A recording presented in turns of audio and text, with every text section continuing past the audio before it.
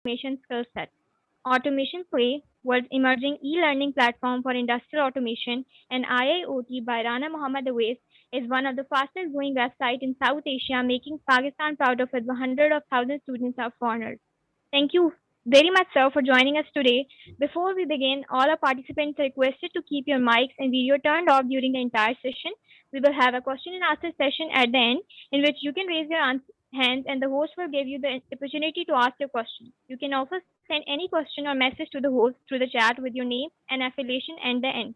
Now, without further ado, we will hand over the control to our most esteemed speaker, Mr. Rana Muhammad Awais. Jazakallah, Anam. Thank you so much for such an introduction. So I hope सब students खैर खैरियत से होंगे और session हम लोग start करते हैं बिस्मिल्लाहिर्रहमानिर्रहीम। मेरा इंट्रोडक्शन आनम ने करवा दिया और बेसिकली मैंने 2013 में इंजीनियरिंग कंप्लीट की थी अपनी दाऊद यूनिवर्सिटी से इलेक्ट्रॉनिक्स में। उसके बाद 3-4 साल बाद मैंने अपना MBA स्टार्ट किया था फ्रॉम IOBM। तो ये मेरी बेसिकली एजुकेशन है। इसके अलावा मैंने पाकिस्तान की जो रिफाइनरी एडिबल ऑयल की लार्जेस्ट रिफाइनरी है पोर्ट कासिम में, उधर मेरा कुछ साल का एक्सपीरियंस है। उसके अलावा पाकिस्तान की लार्जेस्ट FMCG कंपनी है, सबसे लार्जेस्ट ग्रुप है, उधर मेरा अच्छा खासा एक्सपीरियंस है। कुछ चीज़ें मैं रिवील नहीं कर सकता इंडस्ट्रीज़ के नाम जो है। सो ये सब एक्सपीरियंस है। तो मेरे पास बैकग्राउंड भी इंजीनियरिंग की नॉलेज है और मेरे पास फील्ड का अच्छा खासा एक्सपीरियंस है। मतलब मेरी फुल टाइम जो वर्क है वो बेसिकली प्रोजेक्ट्स और ऑटोमेशन के रिवॉल्व रहता है। I am not a full time teacher. First of all जो ऑटोमेशन प्ले या माइंड्स फ्रॉम इंजीनियरिंग जो मेरा इंस्टीट्यूट है, स्मॉल फर्म है, that is my passion projects. सही है, तो बेसिकली साइड प्रोजेक्ट्स हैं। तो ये कुछ एक्सपीरियंस से बताने का मकसद ये है कि जिस चीज़ के बारे में आज मैं बता रहा हूँ ऑटोमेशन में, उसमें मैंने हैंड्स ऑन काम किया हुआ है। उसमें मैंने मल्टीपल कंट्रीज़ के साथ लोगों के साथ मिलकर प्रोजेक्ट्स किए हुए हैं। तो जो मैं आज बताऊंगा वो बहुत इंपॉर्टेंट होगी आप लोगों के लिए और फैक्ट बेस्ड और स्टैंडर्ड बेस्ड होगी। ऐसा नहीं होगा कि मैं कोई हवाई बातें कर रहा हूँ। सही है, तो पहली चीज़ तो ये मेरे एक्सपीरियंस के हवाले से। तो बताना इसलिए ज़रूरी है कि आजकल काफ़ी ये होता है कि कोई अगर बंदा सेशन करवा रहा है, फॉर एग्जांपल अगर मैं इंजीनियरिंग ऑटोमेशन बैकग्राउंड से और मैं जाके सेशन मोटिवेशन पे या केमिकल इंजीनियरिंग पे या किसी और पे सेशन करवाने लग जाऊँ जो मेरा मेरा जिससे मैं रोज़ी रोटी नहीं कमा रहा या जो मेरा फील्ड ऑफ एक्सपर्टीज़ नहीं है, तो काफ़ी सारे सेशंस ऐसे होते हैं जिसमें मैं देख रहा होता हूँ। तो उसमें फिर इंस्ट्रक्टर के लिए भी मुश्किल होती है जवाब देना और स्टूडेंट्स के लिए भी मुश्किल होती है। काफ़ी सारे से मुराद है कि 80-90% सेशंस ऐसे ही हो रहे होते हैं। तो आप लोग को इस बात पे कॉन्फिडेंस होना चाहिए जो चीज़ें आज हम लोग डिस्कस करेंगे। सेकेंडली QA का बता दिया, आप चैट के अंदर सवाल कर सकते हैं सेशन ताकि इंटरेक्टिव रहे और उसके बाद हम लोग मौका देंगे कि आप माइक ओपन करके भी अपनी आवाज़ के ज़रिए हमसे सवाल कर सकें। तो इसको मैं स्टार्ट करता हूँ, मैं स्क्रीन शेयर कर लेता हूँ। तो ये बेसिकली यूट्यूब के ऊपर मेरी वीडियो अवेलेबल है 1 आवर की। मैं इसी के अंदर सारी प्रेजेंटेशन और कंटेंट है जो मैं यूज़ कर रहा हूँ। तो अच्छी बात इसकी ये है कि आप लोग कभी भी आप लोग को कोई चीज़ मिस हो जाती है, आप इधर लिखेंगे इंडस्ट्रियल ऑटोमेशन रोड मैप, शायद पहली वीडियो मेरी आएगी यूट्यूब पे, तो उर्दू के अंदर है। तो आपसे कोई भी चीज़ मिस हो जाती है आप इजीली जाकर यहाँ पर देख सकते हैं। इधर मेरा कुछ एक्सपीरियंस भी आ रहा है। अच्छा, मैंने इंडस्ट्री का एक्सपीरियंस अपना बता दिया और टीचिंग एक्सपीरियंस में IBA में विजिटिंग फैकल्टी हूँ, लीड फैकल्टी फॉर IoT, जो कि NFTC के प्रोग्राम्स थे जो कि चल रहे हैं। मैं माइंड फ्रॉम इंजीनियरिंग में पढ़ा रहा होता हूँ, फिजिकल क्लासेस में, ऑटोमेशन प्ले में मैं ऑनलाइन करवा रहा होता हूँ। तो ये कुछ टीचिंग का एक्सपीरियंस है। बाकी इंडस्ट्री की ट्रेनिंग साथ साथ चलती रहती हैं, वो इंडस्ट्रीज वाले बुलाते रहते हैं तो उधर ट्रेनिंग चलती रहती हैं। तो इंडस्ट्रियल ऑटोमेशन पे हम लोग क्योंकि सेशन कर रहे हैं, हमें ये चीज़ मालूम होना बहुत ज़रूरी है कि हम लोग किसी भी फील्ड में जब काम करते हैं तो उसका फ़ायदा क्या है, या इंडस्ट्रीज़ किस तरह से उसको लेवरेज कर सकती हैं उस फील्ड को।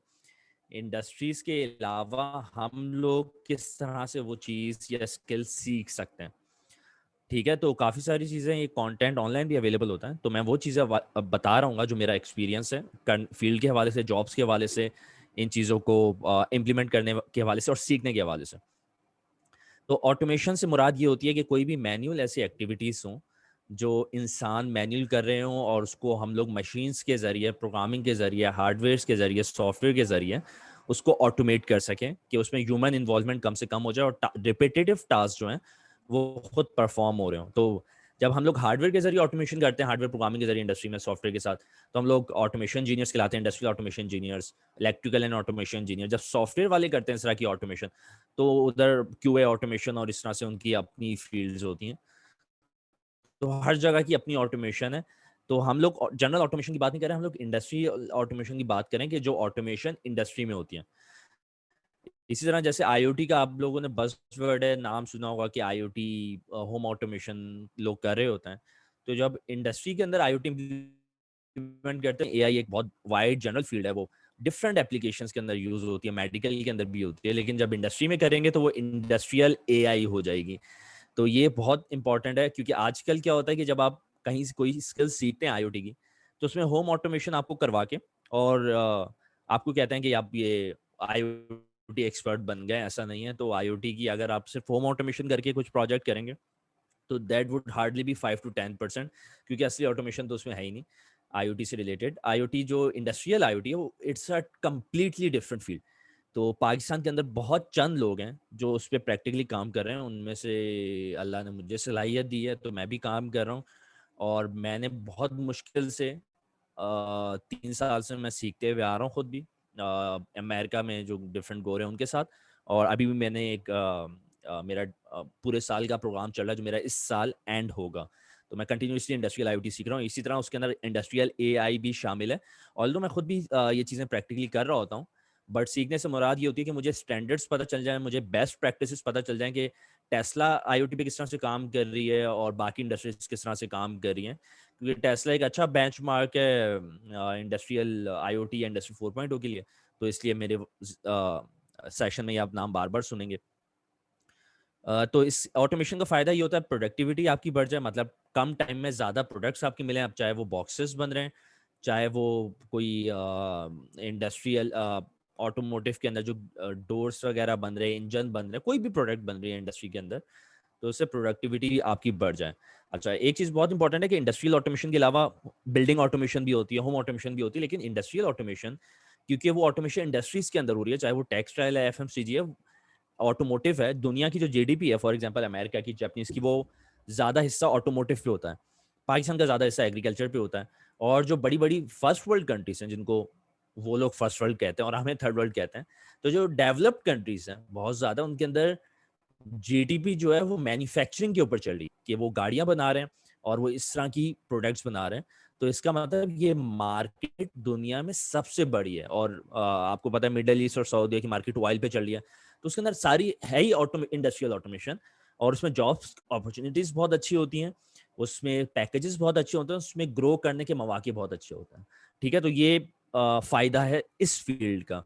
और अगर ऑयल पे डिपेंडेंसी कम भी हो रही है, तो वो जैसे ऑटो टेस्ला इलेक्ट्रिक कार्स बना रहा है, फोर्ड भी बना रहा है, तो अब वो कार्स इलेक्ट्रिक बन रही हैं, तो as an electrical, electronics, mechatronics, mechanical, software, computer science engineer, अब हमारा और ज़्यादा उसमें टेक्नोलॉजी पे फोकस है। तो ये चीज़ क्लियर होनी चाहिए। एफिशिएंसी हमें ज़्यादा मिल सके।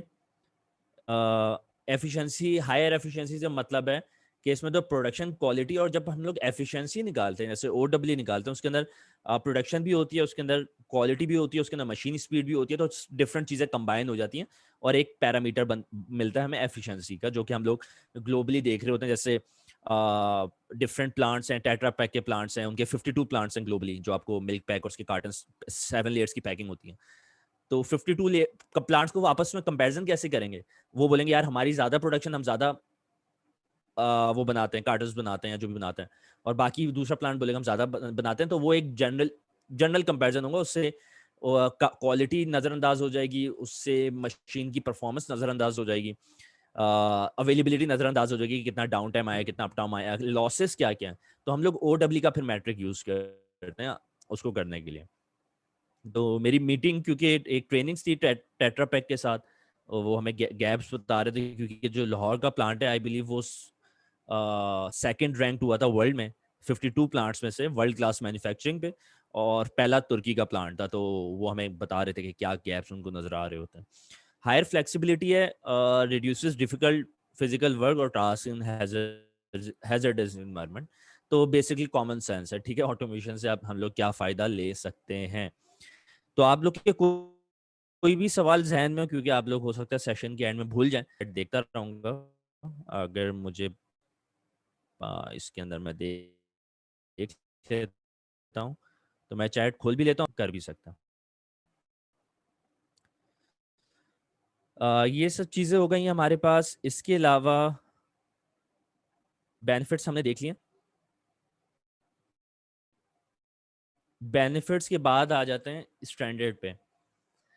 अब ऑटोमेशन हमने देख लिया कि चलो यार क्या फ़ायदे हैं, लेकिन उसके अंदर टूल्स क्या हैं, हमने स्टार्ट कहाँ से करना है, किन चीज़ों से हमने चीज़ें ऑटोमेट करनी है, कौन सी प्रोग्रामिंग लैंग्वेज यूज़ करनी है, कौन सा हार्डवेयर यूज़ करना है, उसकी बेस्ट प्रैक्टिसेस क्या हैं, उसके अंदर हम लोग वायरिंग किस तरह से करेंगे। तो ये सब चीज़ें ये ISA 95 का स्टैंडर्ड है और IEC का स्टैंडर्ड है और NFPA स्टैंडर्ड्स हैं।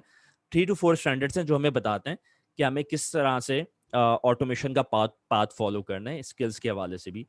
तो जैसे बीइंग अ मुस्लिम या इंसान भी, अल्लाह ताला ने हमें बताया, हमें बनाया है, तो अल्लाह ताला ने हमारे साथ एक कुरान की सूरत में एक मैनुअल भी दिया है, एक किताब भी दी है, सही है? तो उसको फ़ॉलो करते हुए हम लोग ने लाइफ़ किस तरह से स्पेंड करनी है, उसके अंदर different aspect of life, science और हर चीज़ें मतलब उसके अंदर बुक के अंदर शामिल है कि एक-दूसरे से बात किस तरह से करनी है, नेबर्स का ख़्याल किस तरह से रखना है, एक जनरल सी एग्ज़ाम्पल है। तो इसी तरह ऑटोमेशन की जो फ़ील्ड है या इलेक्ट्रिकल या कोई भी फ़ील्ड होती है, उसके अंदर भी जो एक्सपर्ट्स होते हैं उस फ़ील्ड को, जिन्होंने वो फ़ील्ड डेवलप किया है या जो जिसने डेवलप किया उससे वो तालीम हासिल करते हुए आ रहे हैं इस तरह से। तो उन्होंने स्टैंडर्ड्स बना रखे हैं कि उस फ़ील्ड के अंदर जाने से आपने क्या टूल्स इस्तेमाल करने हैं, क्या स्किल्स होनी चाहिए। तो ये बहुत इंपॉर्टेंट है आपके लिए स्टैंडर्ड फ़ॉलो करना, कि आप किसी से बात करते हैं टेक्निकली तो आपको स्टैंडर्ड की नॉलेज हो और उस बेसिस पे बात कर रहे हो। क्योंकि क्या होगा अगर मैं कोई हवाई बात कर रहा हूँ कि यार ये भी रास्पबेरी पाई इंडस्ट्री में यूज़ कर लेते हैं और वो कहेगा आर्डिनो यूज़ कर लेते हैं, तीसरा कहेगा नहीं पीएलसी यूज़ करेंगे। तो जब तक वो स्टैंडर्ड नहीं बताएगा कि पीएलसी का आईसी 61131 का स्टैंडर्ड है, जिसमें बताया गया है कि पीएलसी ही इंडस्ट्री में क्यों यूज़ होता है, तो ज़ाहिर है उसको कन्विंस करने में हो सकता है लग जाए, टाइम लग जाए या वो कर ही ना पाए, क्योंकि आपको पता है कि किसी का ओपिनियन चेंज करना आजकल कितना मुश्किल होता है। ठीक है, तो ये स्टैंडर्ड है ISA 95 का। इसमें 5 लेवल्स दिए हुए हैं, नीचे फील्ड लेवल है कि सेंसर्स और एक्चुएटर्स। सेंसर जैसे हमारे जिस्म में होते हैं, नाक, कान, आँख, ये सारे सेंसर्स हैं जो इनपुट रिसीव कर रहे हैं साउंड की सूरत में, इमेज की सूरत में, स्मेल की सूरत में। ठीक है, तो ये सारे सेंसर्स और मेरे जैसे हाथ हैं, ये मोशन परफॉर्म करते हैं, मूव हो रहे हैं, एक्चुएट कर रहे हैं, तो दैट इज कॉल्ड एक्चुएशन या मोशन परफॉर्म कर रहे हैं। अगर कोई डिस्कनेक्ट होता है या आवाज़ कम हो जाती है मुझे बता दीजिएगा, तो मैं रिपीट कर दूँगा वो चीज़। तो ये फील्ड लेवल है। इंडस्ट्री के अंदर टेम्परेचर, प्रेशर, फ्लो ये सारे सेंसर्स होते हैं। टेम्परेचर सबसे कॉमनली मेजर्ड वेरिएबल है और हमारे पास एक्चुएटर के अंदर मोटर्स आ जाती हैं जो रोटेटरी मोशन परफॉर्म कर रही होती हैं, घूम रही होती हैं, बेल्ट्स को घुमा रही हैं, चेन्स को घुमा रही हैं और इसी तरह सिलेंडर्स आ जाते हैं जो लीनियर मोशन परफॉर्म करते हैं एक ही डायरेक्शन में, up, left, right, down, up, down, इस तरह से। कंट्रोल लेवल के अंदर हमारे पास पीएलसी और डीसीएस आ जाते हैं जो कि इंडस्ट्रीज को कंट्रोल करते हैं। पीएलसी एक मशीन को या प्रोडक्शन लाइन को, डीसीएस पूरे प्लांट को कंट्रोल करने में मदद करता है। पीएलसी मतलब प्रोग्रामेबल लॉजिक कंट्रोलर, डीसीएस जो होता है डिस्ट्रीब्यूटेड कंट्रोल सिस्टम। मैं आगे डिफरेंस भी बताऊंगा। सुपरवाइजरी लेवल के अंदर एचएमआई और स्काडा आ जाता है। बेसिकली विजुअलाइजेशन आ जाती है कि जो डेटा इन सेंसर से आपके पास कंट्रोलर में जा रहा है उसको कहीं ना कहीं आपने डिस्प्ले भी करवाना है। ठीक है, तो ये सिर्फ ये चीज़ है। फॉर एग्जाम्पल मेरा मोबाइल फोन है तो इसके ऊपर ये जीयूआई बनी हुई है, this is called display user interface. ठीक है, और इसका जो कंट्रोलर है ARM माइक कॉर्टेक्स का लगा हुआ है या स्नैपड्रैगन वो इसके अंदर है। तो इसी तरह पीएलसी जो है पैनल के पीछे होता है, तो बाजार सामने हमें नजर नहीं आएगा, वो जाकर खोलेंगे और इस तरह से नजर आएगा। तो ये कंट्रोल इसका अंदर है, इसका कंट्रोल अंदर है। सामने सुपरवाइजरी लेवल है, इसका सुपरवाइजरी लेवल ये, और फील्ड लेवल भी सेंसर इसके अंदर लगे हुए हैं कि आप करीब लेके जाते हैं, प्रॉक्सिमिटी सेंसर है वो स्क्रीन ऑफ हो जाती है। जायरो के सेंसर्स होते हैं, जीपीएस के सेंसर्स होते हैं, कैमरा है, ये सारे सेंसर्स इसके अंदर अवेलेबल है। तो ये मोबाइल डिवाइस है और ये हम लोग इंडस्ट्री के जो टूल्स हैं उनके नाम ज़रा और स्टैंडर्ड सारा डिफरेंट है। प्लानिंग लेवल के अंदर MES लेवल आ जाता है, मैन्युफैक्चरिंग एग्जीक्यूशन सिस्टम। बेसिकली उसके अंदर आपके डाउन टाइम्स कितने आ रहे हैं, आपकी एफिशिएंसीज क्या है, तो ये इस लेवल पे प्रोडक्शन और एफिशिएंसी आपकी मॉनिटरिंग हो रही होती है। ज़्यादातर मॉनिटरिंग करते हैं हम लोग, इधर कंट्रोल कुछ नहीं होता। तो ये प्लानिंग लेवल यहाँ पर है ताकि प्लानिंग इंजीनियर्स जो बैठे हैं वो बेहतर अपनी मेंटेनेंस प्लान कर सकें प्लांट की, कि अक्सर बहुत बड़े प्लांट्स होते हैं, फॉर एग्जांपल रिफाइनरी पे थे, तो साल के अंदर बड़ी मेंटेनेंस आती थी, हमें 10 दिन 15 दिन रिफाइनरी बंद करनी है, तो उसमें हम लोग पूरे साल प्लान करते थे एफिशिएंसीज, प्रोडक्शन, वो सब चीज़ें देखते हुए। ईआरपी लेवल के अंदर सैप सिस्टम आ जाता है। सैप सिस्टम जो होता है वो बिजनेस लेवल पे देता है। तो अगर ये control level, field level, ground के ऊपर आपकी स्प्रेडेड है, सुपरवाइजरी लेवल अगर आपका 10,000 फीट पे, प्लानिंग लेवल 20,000 फीट पे, और ये पहाड़ी के ऊपर है क्योंकि पिरामिड के ऊपर है मैनेजमेंट लेवल, तो ये 50,000 फीट पे समझे। तो 50,000 फीट पे होने का मकसद ये है कि पूरे प्लांट्स जितने भी आपके 3 4 10 प्लांट्स हैं, उनकी सबकी प्रोडक्शन, एफिशिएंसीज, डाउन टाइम, सब चीज़ें यहाँ पर मॉनिटर हो रही हैं सैप सिस्टम के ऊपर। ईआरपी के ऊपर ओरेकल का भी आता है, सैप सबसे पॉपुलर है सीमेंस का, और पाइथन में सब बड़े ग्रुप्स में मोस्टली यही चल रहा है। कह रहे हैं अभी तक मेरे पास कोई सवाल तो नहीं आया वैसे। तो ये मैंने पिरामिड बता दिया। अब इसके अंदर हम लोग, क्योंकि ऑटोमेशन इंजीनियर का काम ज़्यादातर सुपरवाइजरी लेवल होता है या मैक्सिमम प्लानिंग लेवल तक होता है।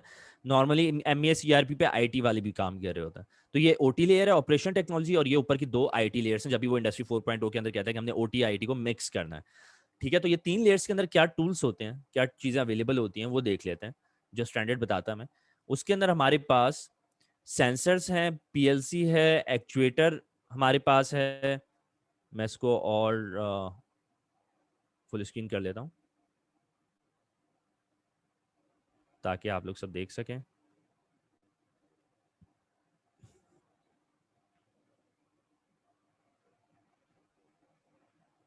जी, तो हमारे पास, इसको मैं यहाँ पे कर लेता हूँ।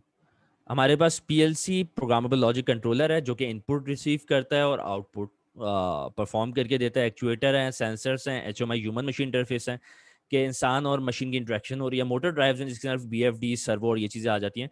इंडस्ट्री में 60% लोड मोटर्स का होता है, तो मोटर को कंट्रोल कैसे करना है ये हमें आना चाहिए। इंस्ट्रूमेंटेशन है कि जितने भी फील्ड के इंस्ट्रूमेंट्स होते हैं, प्रेशर के, फ्लो के, और ये पूरी अलग फील्ड हमारे पास इसके अंदर आ जाती है। खासतौर पर रिफाइनरी के अंदर इंस्ट्रूमेंटेशन बहुत होती है। डीसीएस, पीएलसी और डीसीएस में क्या डिफरेंस है? पीएलसी एक मशीन को कंट्रोल करने के लिए, प्रोडक्शन लाइन के लिए आता है। पीएलसी के अंदर भी फिर मॉड्यूल सेट करके आप बड़े पैमाने पे इनपुट्स लगा सकते हैं। हम लोग आईओस कहते हैं उसको, इनपुट और आउटपुट। तो आईओस काफी सारे पीएलसी से कनेक्ट कर सकते हैं। डीसीएस क्या करता है? डीसीएस रिफाइनरी के अंदर क्योंकि कंटिन्यूस प्रोसेस होता है कि स्टेप 1 पे आपका क्रूड ऑयल जा रहा है, फिर उसके अंदर एडिटिव सेट हो रहे हैं, फिल्ट्रेशन हो रही है, ये सब चीज हो रही है, और एंड में जाकर आपके पास एक फाइनल पेट्रोलियम प्रोडक्ट या एडिबल प्रोडक्ट जो भी आप बना रहे हैं वो निकल रही है। तो ये कंटिन्यूस प्रोसेस जो होता है इसके अंदर डीसीएस यूज होता है, डिस्ट्रीब्यूटेड कंट्रोल सिस्टम। कि कंट्रोल सिस्टम वो होता है जिसके अंदर फीडबैक भी मिल रहा होता है चीजों का, फुली ऑटोमेशन होती है, और कंट्रोल सिस्टम डिस्ट्रीब्यूटेड हुआ हुआ है ऑल ओवर द प्लांट।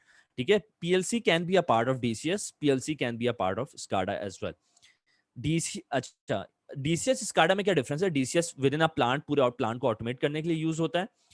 ठीक है। स्काडा क्या यूज होता है? जैसे सुई गैस की अच्छी एग्जांपल है। डीसीएस हमारा बाइको में यूज हो रहा है, बाइको रिफाइनरी में, नेशनल रिफाइनरी में, हनीवेल के भी हैं, योकोगावा के भी हैं, डिफरेंट डीसीएस यूज हो रहे हैं, एंग्रो में भी इस तरह से यूज हो रहा है। स्काडा क्या होता है? जैसे सुई गैस या के इलेक्ट्रिक यूज करिए, कि आप वो जो विद इन प्लांट ऑटोमेशन थी डीसीएस के जरिए, वो जो ऑटोमेशन है वो विद इन रीजन हो गई है। पूरे शहर के अंदर, पूरे प्रोविंसेस के अंदर ग्रिड्स लगे हुए हैं, पूरे प्रोविंसेस के अंदर आपके सब स्टेशन वगैरह लगे हुए हैं, उनकी मॉनिटरिंग और कंट्रोल करना है। तो स्काडा के अंदर वायरलेस टेलीमेट्री भी आ जाती है, एंटीनास के जरिए हो सकती है, और डिफरेंट जीएसएम के जरिए हो सकती है। तो स्काडा के अंदर टेलीमेट्री भी आ जाती है, आरटीयूज आ जाते हैं, पीएलसी मशीन के अंदर यूज होते हैं। आरटीयू, रिमोट टर्मिनल यूनिट, भी पीएलसी की एडवांस फॉर्म होती है जो फील्ड के अंदर यूज होती है, डिफरेंट एरियाज में लग जाते हैं एंटीना के साथ। तो स्काडा है supervisory control and data acquisition. तो सुपरवाइजरी कंट्रोल मैंने बताया ना 40-50 हजार फीट पे हो रहा है, तो स्काडा इस तरह से भी यूज हो रहा है। और डेटा बेसिस भी, डेटा एक्विजिशन का मतलब एसक्यूएल डेटा बेसिस हम लोग यूज कर रहे हैं उसके साथ, माइक्रोसॉफ्ट एसक्यूएल सर्वर की फॉर्म में या मारिया डीबी की फॉर्म में, तो हम लोग डेटा भी स्टोर करवा रहे हैं।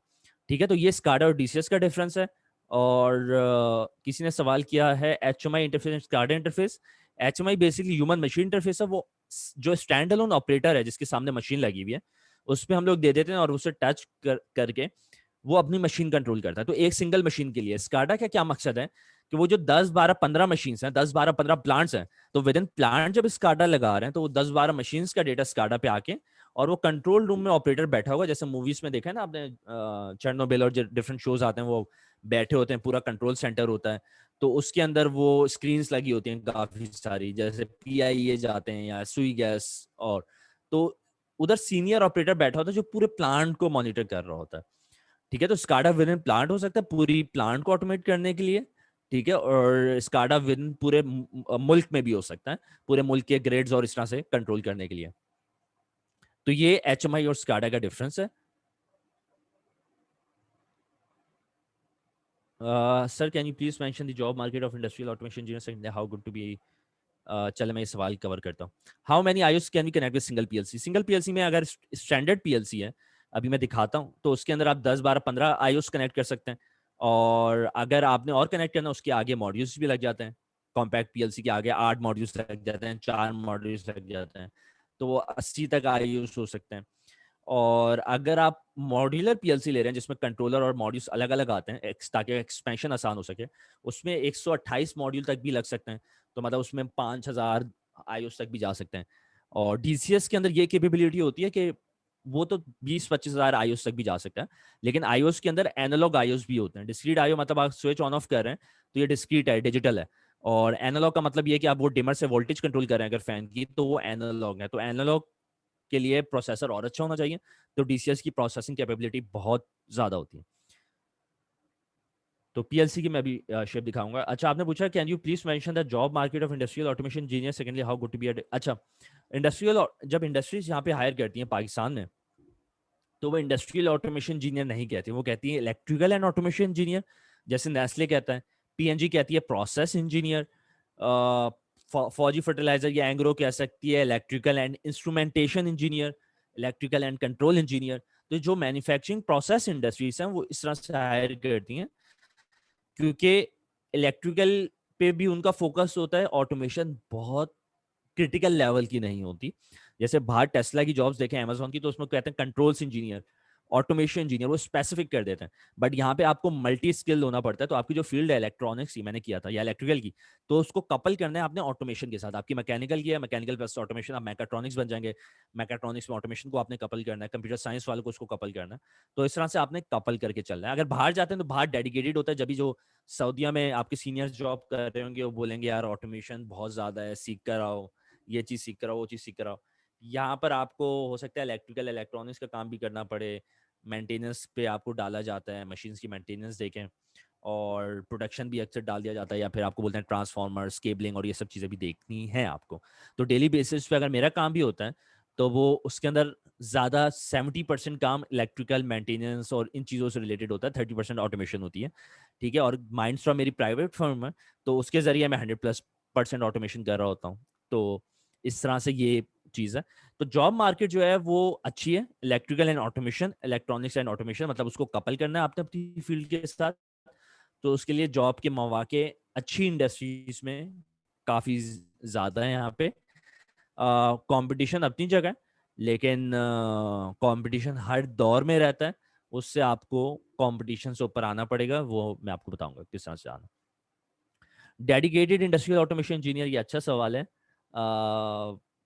Market competent in this field, तो आपको ये सब स्किल्स सीखने के लिए मिनिमम भी 6 महीने तो चाहिए, ठीक है। 4 से 6 महीने मिनिमम भी ऑटोमेशन में एक अच्छी इंटरमीडिएट नॉलेज लेने के लिए, एक्सपर्ट बनने के लिए तो आपको हो सकता है 2-3 साल लग जाए। आपने सवाल किया डेडिकेटेड ऑटोमेशन, तो डेडिकेटेड ऑटोमेशन इंजीनियर या dedicated electrical engineer, electronic engineer, तो उसमें यही है कि आपको कम टाइम में ज्यादा से ज्यादा चीजें सीखनी है ताकि आप compete कर सकें मार्केट में। अनफॉर्चुनेटली हमारा सिस्टम ऐसा ही है, पूरे ग्लोबली सिस्टम ऐसे ही है कि आपको compete करना है दूसरे से, सही है। तो आपको compete करना है स्किल्स के मुकाबले में कि आपको ज्यादा से ज्यादा स्किल है, ठीक है। और अगर आपने माइंडसेट ये नहीं भी रखना, तो उसमें अच्छा माइंडसेट ज्यादा ये होना चाहिए कि मुझे अच्छी स्किल्स, कम्युनिकेशन इस तरह से आपको लानी पड़ेगी कि एज अ चैलेंज आपको इसको लेना पड़ेगा सीखने के लिए, ठीक है। और उसके अलावा पैशन, इंटरेस्ट होना बहुत जरूरी है। जो मेरी एग्जांपल है कि मैं अगर आपके सामने बैठा हूँ और मैं फ्री में अगर आपको सेशन करवा रहा हूँ, या मेरी ये कोई उसमें इल्तजा नहीं है कि इसको इधर पोस्ट करें, इसको ऑनलाइन कर दें मेरे पेज पे ताकि मेरे व्यूअर्स बढ़ जाएं, तो मुझे उससे भी इतना गर्ज नहीं है। तो मेरा मिशन यही है कि लोगों को स्किल करना है इस फील्ड के अंदर, ताकि वो ग्लोबली, पाकिस्तान जो है ग्लोबली इसमें अपॉर्चुनिटीज हासिल कर सकें, इंडियंस के आपको एग्जांपल पता है कि आजकल वो हर इंडस्ट्री में, यूएई मिडिल ईस्ट के अंदर ऑटोमेशन की जितनी बड़ी इंडस्ट्रीज हैं उसमें इंडियंस बैठे हुए, क्योंकि वो आपस में एक दूसरे को सपोर्ट बहुत करते हैं। सही है। तो उसी तरह का कल्चर और स्किल्स हमें भी डेवलप करनी पड़ेगी इन एनी केस। तो पैशन इंटरेस्ट बहुत इंपॉर्टेंट है। सही है। आपको स्किल्स सीखनी पड़ेंगी। ठीक है। वो बहुत इंपॉर्टेंट है कि उसके अंदर जैसे कुरान भी हमें कहता है, अल्लाह ताला में कहते हैं कि परिंदा भी जब अपने सुबह निकलता है रिस्क के लिए तो वापसी भरे हुए पेट से वो लौटता है। ठीक है। लेकिन वो अगर बैठा रहे अपने उसमें घोंसले में तो जाहिर है उसको भी रिस्क नहीं मिलेगा। रिस्क के लिए भी वो उड़ता है, निकलता है। तो रिस्क के अंदर सिर्फ ये नहीं है कि आपके पैसे और सैलरीज और ये सब चीज़ें, रिस्क के अंदर नॉलेज भी होती है, स्किल्स भी होती हैं, सब चीज़ें आ जाती हैं। तो वो रिस्क के लिए आपको मेहनत करनी पड़ेगी। तो इस्लाम हमें इनकरेज करता है कि हम लोग एफर्ट डालें, मेहनत करें, और रिस्क जो अल्लाह ताला ने लिखा हुआ है उससे हमें मिलता रहेगा। ठीक है। तो ये मेहनत, एफर्ट वाली चीज़ आप हर किसी पे ये फ़र्ज़ है करना। यो अच्छा जी, फीडबैक का उसमें डिस्कस हुआ। ठीक है। तो ये सारी स्किल्स मैंने बता दी हैं और थोड़ी बहुत मैंने मोटिवेशन वाली बातें भी बता दी हैं। वैसे तो मैं डीमोटिवेशन स्पीकर हूँ। ठीक है। क्योंकि मैं ज़्यादातर रियलिटीज़ बता रहा होता हूँ और वो आपको आ, निकलना पड़ेगा, घर पे नहीं बैठना पड़ेगा, और फ्री में भी काम करना पड़ेगा आपको। स्किल्स के लिए आपको पैसे भी लगाने पड़ेंगे, मतलब सब चीज़ें करनी पड़ेंगी। तो ये सब चीज़ें। अच्छा, लेवल 1 के अंदर फील्ड था हमारे पास, लेवल 2 के अंदर कंट्रोल है जिसके अंदर पीएलसी और डीसीएस है। तो अगेन ये चीज़ें मैं नहीं बता रहा, ये जो सारा कंटेंट है ये सारा स्टैंडर्ड बेस्ड है। ठीक है। लेवल 3 सुपरवाइजरी है, स्काडा सिस्टम है, एचएमआई है, वर्क स्टेशन है। लेवल 4 के अंदर एमएस सिस्टम है जिसके अंदर computerised management system, warehouse management system, ये सब चीज़ें आ जाती हैं। और उसके अलावा हमारे पास सैप सिस्टम आ जाएगा, वो मैं भी दिखा देता हूँ। ये थोड़ा बफर कर रहा है। तो ये हमारे पास लेवल मैन्युफैक्चरिंग सिस्टम था, लेवल 4 था। और ये लेवल 5 एंटरप्राइज सिस्टम है जिसके अंदर सैप ईआरपी सिस्टम है, raw material, production, cash flow. जो इंडस्ट्री की पूरी सप्लाई चेन होती है, सप्लाई चेन ये होती है कि आप रॉ मटेरियल से लेके फिनिश प्रोडक्ट, कस्टमर डिलीवरी और कस्टमर सेटिस्फैक्शन तक तो सारे प्रोसेसेस हैं, जिसमें प्रोक्योरमेंट है, परचेजिंग है, प्रोडक्शन है, प्लानिंग है, वेयर हाउसिंग है, डिलीवरीज है, डिस्पैच है, लॉजिस्टिक्स है, मेंटेनेंस है, ऑटोमेशन, सब चीज़ें आपकी सप्लाई चेन में आ जाती हैं। और एंटरप्राइज लेवल क्या करता है, आपकी पूरी सप्लाई चेन को ऑटोमेट करने में, मॉनिटर करने में हेल्प करता है। एचआर भी है जो सपोर्ट फंक्शंस होते हैं। ठीक है। तो ये सब चीज़ें पीएलसी 1960s में क्रिएट हुए थे to replace relay based system. हमारे पास इलेक्ट्रोमैकेनिकल रिलेज यूज होते थे, उनको पीएलसी से रिप्लेस किया। सबसे बड़ी बात ये थी कि प्रोग्रामेबल है, इसके अंदर माइक्रो प्रोसेसर यूज हो रहा है, you can program it yourself और अपने हिसाब से आप इसके अंदर लॉजिक बना सकते हैं। तो ये पीएलसी था हमारे पास, एचएमआई और स्काडा, इसके अंदर सारी डिटेल मेरे ख्याल से ये पीएलसी है। तो अगर आपको नजर आ रहा है ये पीएलसी तो आप चैट में मुझे बता दें, क्योंकि मुझे अपनी स्क्रीन नजर नहीं आ रही। तो ये बेसिकली पीएलसी है जो मेरे पास सीमेंस का यहाँ पे पड़ा हुआ है। तो इस तरह से इसकी शेप है। इसके ऊपर इनपुट्स आप कनेक्ट कर सकते हैं। Thank U shape. इसके ऊपर आप इनपुट्स कनेक्ट कर सकते हैं, नीचे आउटपुट्स कनेक्ट कर सकते हैं, और यहाँ पर ईथरनेट केबल आप कनेक्ट कर सकते हैं। ठीक है। तो ये सब, ये पीएलसी इसके पीछे डिन रेल पे आप कनेक्ट कर देते हैं, पैनल के अंदर इसको फिट कर देते हैं हम लोग। सीमेंस का पीएलसी, डेल्टा का पीएलसी सीखने के हवाले से बहुत अच्छे होते हैं, इसमें कुछ इंडिकेशंस भी होती हैं। तो इस तरह से कुछ कंट्रोलर की शेप है। शेप इतनी चार्मिंग नहीं है, उसकी वजह ये क्योंकि इंडस्ट्री में यूज होता है और पीछे लग जाता है। तो पीएलसी मैन्युफैक्चरर ज्यादा फोकस करते हैं कि रोबस्ट प्रोडक्ट हो। रास्पबेरी पाई, आर्डिनो या जो नए एम्बेडेड आते हैं उनकी शेप्स अच्छी होती है, लेकिन पीएलसी की शेप इस तरह से हमारे पास होती है, ज़रा रोबस्ट होता है। पीछे से थोड़ा हीट सिंक दिया हुआ ऊपर से, ताकि एयर पास हो सके और आपके इलेक्ट्रॉनिक्स कूल डाउन रह सके। तो इसकी पीएलसी की मेंटेनेंस सिर्फ ये होती है कि आप 30 डिग्री सेंटीग्रेड पैनल का टेम्परेचर रखें, मॉइस्चर फ्री और डस्ट। तो इलेक्ट्रॉनिक्स की जो एनिमीज हैं वो डस्ट है और करना पड़ता है। अच्छा जी, एचएमआई हमारे पास इस तरह से होती है, ह्यूमन मशीन इंटरफेस, जो हम लोग पैनल पे लगा देते हैं। ऑपरेटर के लिए, ऑपरेटर आराम से बैठे और इसको कंट्रोल करें। Field devices, DCS. तो डीसीएस का आर्किटेक्चर कुछ इस तरह से होता है, मैं इसको यहाँ पे कर लेता हूँ, कि आपके पास HMI भी लगी हुई है, जिससे सीनियर इंजीनियर कंट्रोल कर सकते हैं। आपके पास इंजीनियरिंग स्टेशन भी है, जिससे प्रोग्रामिंग में चेंजेस कर सकते हैं। आपके पास हिस्टोरियन भी है, जिससे रियल टाइम सीरीज डेटाबेस बन रही है कि हर सेकंड का डेटा भी आपके पास मौजूद है। आप देख सकते हैं किस सेकंड में क्या डाउन टाइम आया, प्रोडक्शन हुई, ये सब चीज़ें। पीएलसीज भी लगे होते हैं, या योकोगावा के केस में इसको फील्ड कंट्रोल स्टेशन कहते हैं, तो ये कंट्रोलर्स ही होते हैं, पीएलसी होता है। और सेंसर्स और एक्चुएटर्स लगे ज़्यादातर, लेकिन इंस्ट्रूमेंटेशन है। इंस्ट्रूमेंटेशन से मुराद देखो, ये कंट्रोल वेल्व लगा हुआ है, ये आरटीडीज लगे हुए हैं, ये फ्लो या डिफरेंशियल प्रेशर ट्रांसमीटर्स हैं। तो ये सब इंस्ट्रूमेंटेशन के सारे फ्लो, प्रेशर और उसके सेंसर्स थोड़े से डिफरेंट होते हैं हमारे पास। और ये पंप्स भी लगे हुए हैं और मोटर्स भी लगी हुई हैं, तो ये सब चीज़ें इसके अंदर है। तो फील्ड डिवाइसेस हैं, कंट्रोल स्टेशन है, HIS ह्यूमन इंटरफेस सिस्टम है, हिस्टोरियन अलार्म सिस्टम है, और रिडंडेंसी है कि एक पीएलसी अगर बैठ जाए तो बैकअप दूसरे पे आ जाए।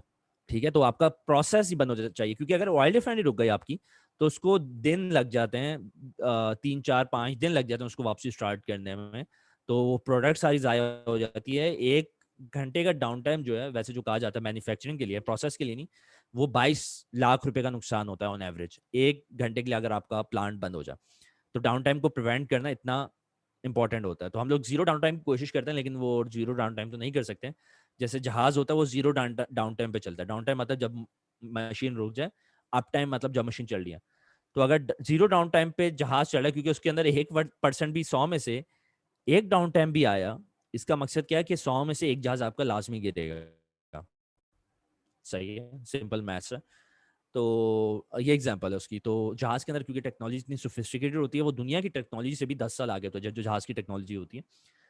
तो ये सीन है, क्योंकि जहाज के अंदर तो ऑटो पायलट और इस तरह की टेक्नोलॉजी काफी पहले आ गई थी ना। गाड़ियों के अंदर तो हमारे पास वो चीज़ बाद में आई है।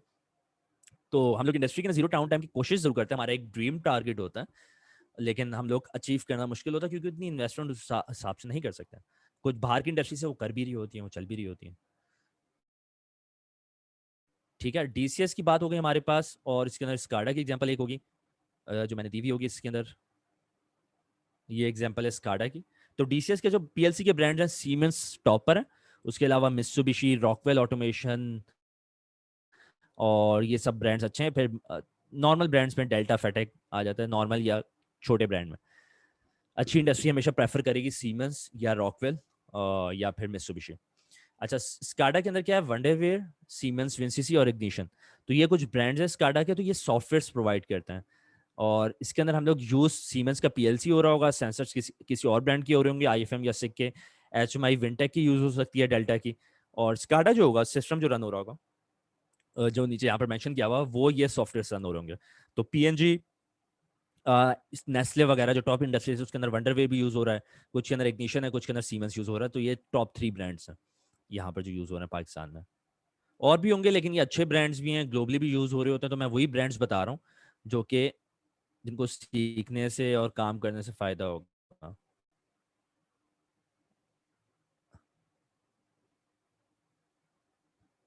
तो हम इसमें आगे बढ़ते हैं। इसमें बाकी कुछ IoT की चीजें भी थी, वो आप लोग देख सकते हैं। अभी हमारा क्योंकि ऑटोमेशन का सेशन है, तो मैं उस पर लिमिटेड रखूंगा अपने सेशन को। तो हम लोग अगर इस पे आ जाते हैं,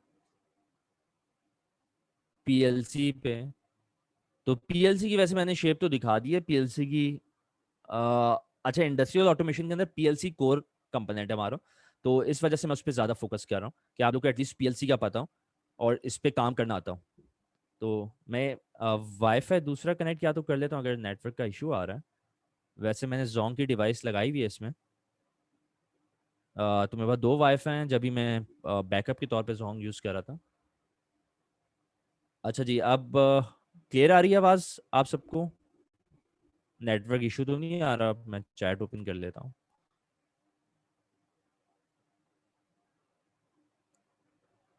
ओके, थैंक यू शुएब। तो ये PLC पहले आपका इस तरह से दिखता था, जैसे आप देख सकते हैं।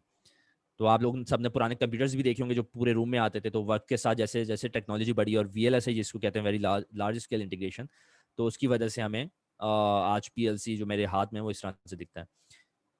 तो मैं इसको म्यूट कर लेता हूँ। तो PLC क्या होता है? इंडस्ट्रियल ग्रेड कंप्यूटर है, use for automation of machinery and processes. और इसका स्टैंडर्ड यहाँ पे दिया हुआ है IC 6111312 फॉर PLC।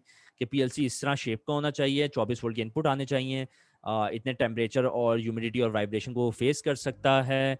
उसके अंदर लैडर लॉजिक और एफबीडी की प्रोग्रामिंग होती है जो इंडस्ट्रियल प्रोग्रामिंग है। तो इस वजह से रास्पबेरी पाई को आप पीएलसी से रिप्लेस नहीं कर सकते हैं, वो इन स्टैंडर्ड्स को मीट नहीं करता।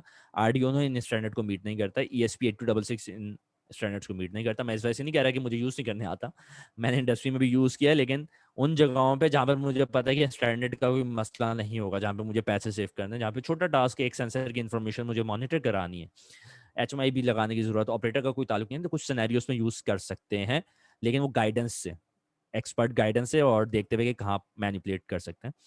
तो पीएलसी का कोई डेवलपमेंट इस तरह से होती है कि इनपुट ब्लॉक है, आउटपुट ब्लॉक है, अंदर पावर सप्लाई होती है, सीपीयू होता है, यूजर मेमोरी होती है, डेटा मेमोरी होती है, सीरियल पोर्ट होता है। ठीक है, तो ये पीएलसी का स्ट्रक्चर है। और रिले हमारे पास इस तरह से दिखते थे, जो आप यहाँ पर देख सकते हैं, ये रिलेस होता है, अभी भी यूज होता है पीएलसी के आउटपुट पे, लेकिन मेन जो कंट्रोलर है वो पीएलसी होता है, वो रिले नहीं होता आपका।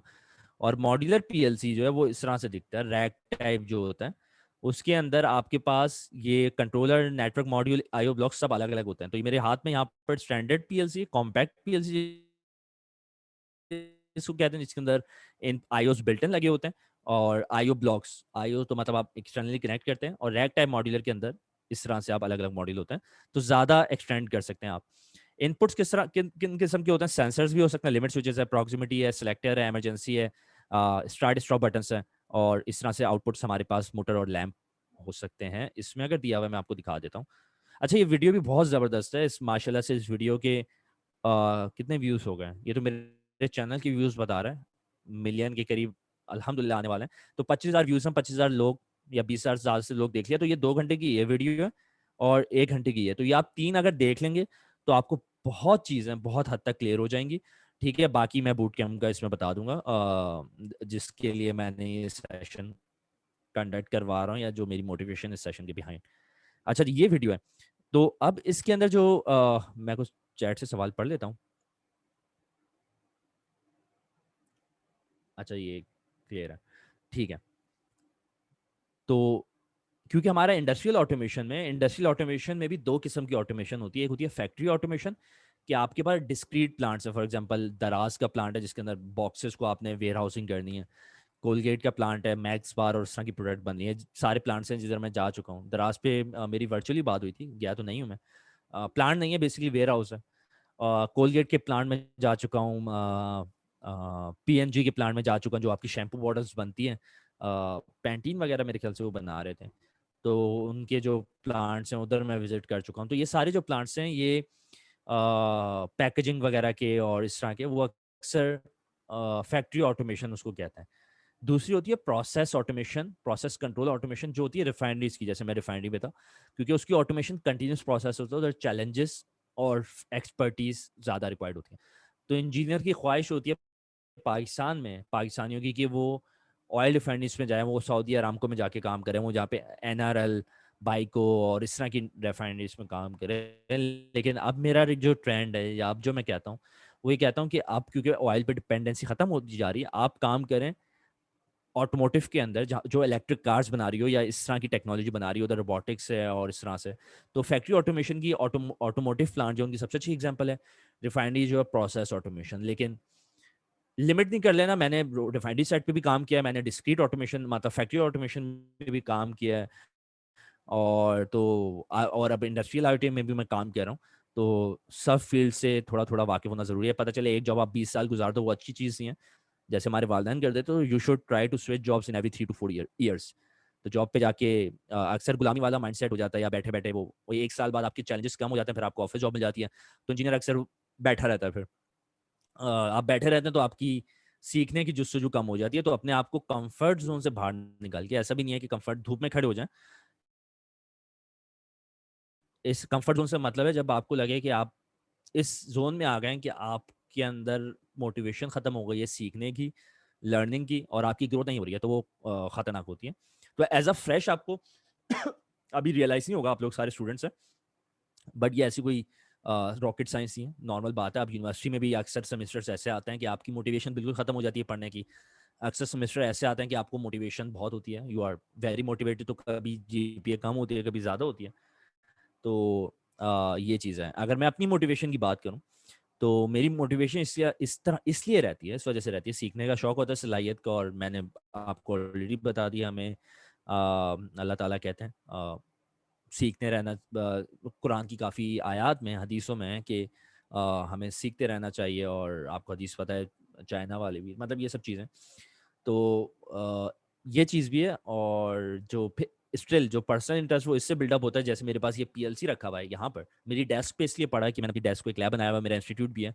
तो ताकि मैं सीखते रहूँ चीज़ों को, मैं इसके अंदर इन्वेस्टमेंट करता रहता हूँ अपने ऊपर, और इससे जो जदीद टेक्नोलॉजी आती है उस पे करता रहता हूँ, ताकि मैं दूसरों को सिखाऊं भी, इंडस्ट्री में भी लगाऊं। तो ये एक मोटिवेशन है मेरी, मैं जो अपनी बता रहा हूँ। तो इंजीनियर के लिए प्रॉब्लम सॉल्विंग की मोटिवेशन टू बिल्ड थिंग्स, ये इंजीनियर की फितरत में होना चाहिए। नहीं है तो प्रैक्टिस के साथ, वक्त के साथ वो चीज़ आ सकती है।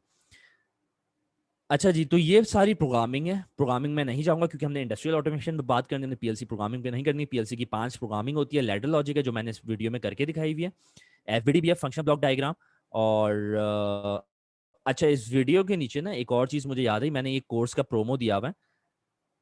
इस वीडियो के नीचे नहीं, बल्कि एक और वीडियो है। मैं आनंद से कहूँगा कि आप सबसे फ्री पीएलसी कोर्स का प्रोमो शेयर करते हैं। वो सर्टिफाइड कोर्स है मेरा, 9-10 घंटे का। तो आप उसमें फ्री में एनरोल हो सकते हैं, और वो आपको उसकी सर्टिफिकेशन मिल जाएगी जो आप लिंक्डइन और उस पर पोस्ट कर सकते हैं। तो उसके अंदर 10 आवर का कंटेंट है। उसके अंदर ये लैडर लॉजिक प्रोग्रामिंग है, क्योंकि रंग्स की बेसिस पे बनती है कि लेफ्ट पे इनपुट, राइट पे आउटपुट। और जैसे जैसे रंग्स बढ़ते जाते हैं, आपकी लैडर की फॉर्म आती जाती है। तो लैडर ग्राफिकल प्रोग्रामिंग है जो टेक्नीशियंस के लिए बनाई गई थी। और ग्राफिकल प्रोग्रामिंग हमें पता है, जो लोग प्रोग्राम कर सकें, जिनको प्रोग्रामिंग नहीं आती, ऐसे लोग भी कर सकें। एफबीडी प्रोग्रामिंग है, वो भी ग्राफिकल ब्लॉक बेस्ड प्रोग्रामिंग, वो आप कर सकते हैं। इसको लो कोड नो कोड प्रोग्रामिंग भी कहते हैं। लो कोड मतलब लो लेवल नहीं, लो कोड मतलब जो ग्राफिकल होती है। और हाई लेवल प्रोग्रामिंग लैंग्वेजेस आपको पता है जो टेक्सचुअल बेस्ड, हम लोग पाइथन, सी प्लस प्लस और ये सब चीज़ें यूज़ करते हैं। तो बीइंग एन इंजीनियर, हमारे पास अल्लाह ताला ने ये सलाहियत दी है, या अल्लाह ताला हमें दे रहे हैं कि हम लोग ये लैंग्वेजेस भी सीख सकें, हाई लेवल भी। तो ये टेक्नीशियंस के लिए बनाई गई थी, ये तो आनी ही चाहिए। आपको साथ साथ पाइथन और सी प्लस प्लस लाजमी आनी चाहिए, क्योंकि वो आके यूज़ होगी आपकी इंडस्ट्री 4.0 और इंडस्ट्रियल आईओटी में। तो ये वीडियो आप कर सकते हैं। मैं अनम से कहूँगा कि आपको ये लिंक लाजमी शेयर कर दें फ्री कोर्स का। ठीक है, अब आ जाते हैं एक सॉफ्टवेयर पे, क्योंकि मैं आपको, मेरी कोशिश होती है कि हैंड्स ऑन कुछ चीज़ें बताया जाए। तो ये फैक्ट्री ऑटोमेशन का सॉफ्टवेयर है, फैक्ट्री आईओ। प्रोसेस ऑटोमेशन का सॉफ्टवेयर नहीं है, फैक्ट्री ऑटोमेशन का, लेकिन कुछ प्रोसेस ऑटोमेशन की चीज़ें भी कर सकते हैं। तो अभी खैर आप लोग उनमें डिफ्रेंशिएट इतना ना भी करो, आप सिर्फ अपने जहन में इंडस्ट्रियल ऑटोमेशन रखो। ठीक है, वरना आप लोग थोड़े कंफ्यूज हो जाओगे। जी सुफियान, वालेकुम अस्सलाम। अच्छा जी, तो ये फैक्ट्री आईओ का सॉफ्टवेयर भी फ्री है। 30 डेज का सॉफ्टवेयर, मेरे यूट्यूब चैनल पे इसकी वीडियोस हैं, इसके लिंक्स वगैरह दिए मैं, आप ये डाउनलोड कर सकते हैं। 30 डेज का ट्रायल है जो आप लोग इस पर प्रैक्टिस करने के लिए यूज कर सकते हैं। तो मीनवाइल मैं एक वेबसाइट भी ओपन कर लेता हूँ।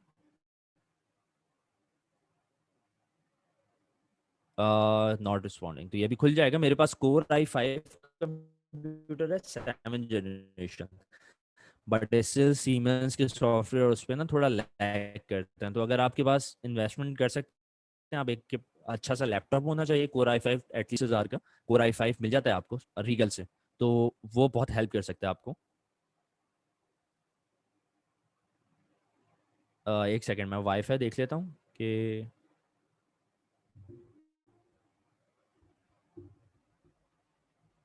नेटवर्क क्वालिटी, क्योंकि वो लो बता रहा था कनेक्टेड। तो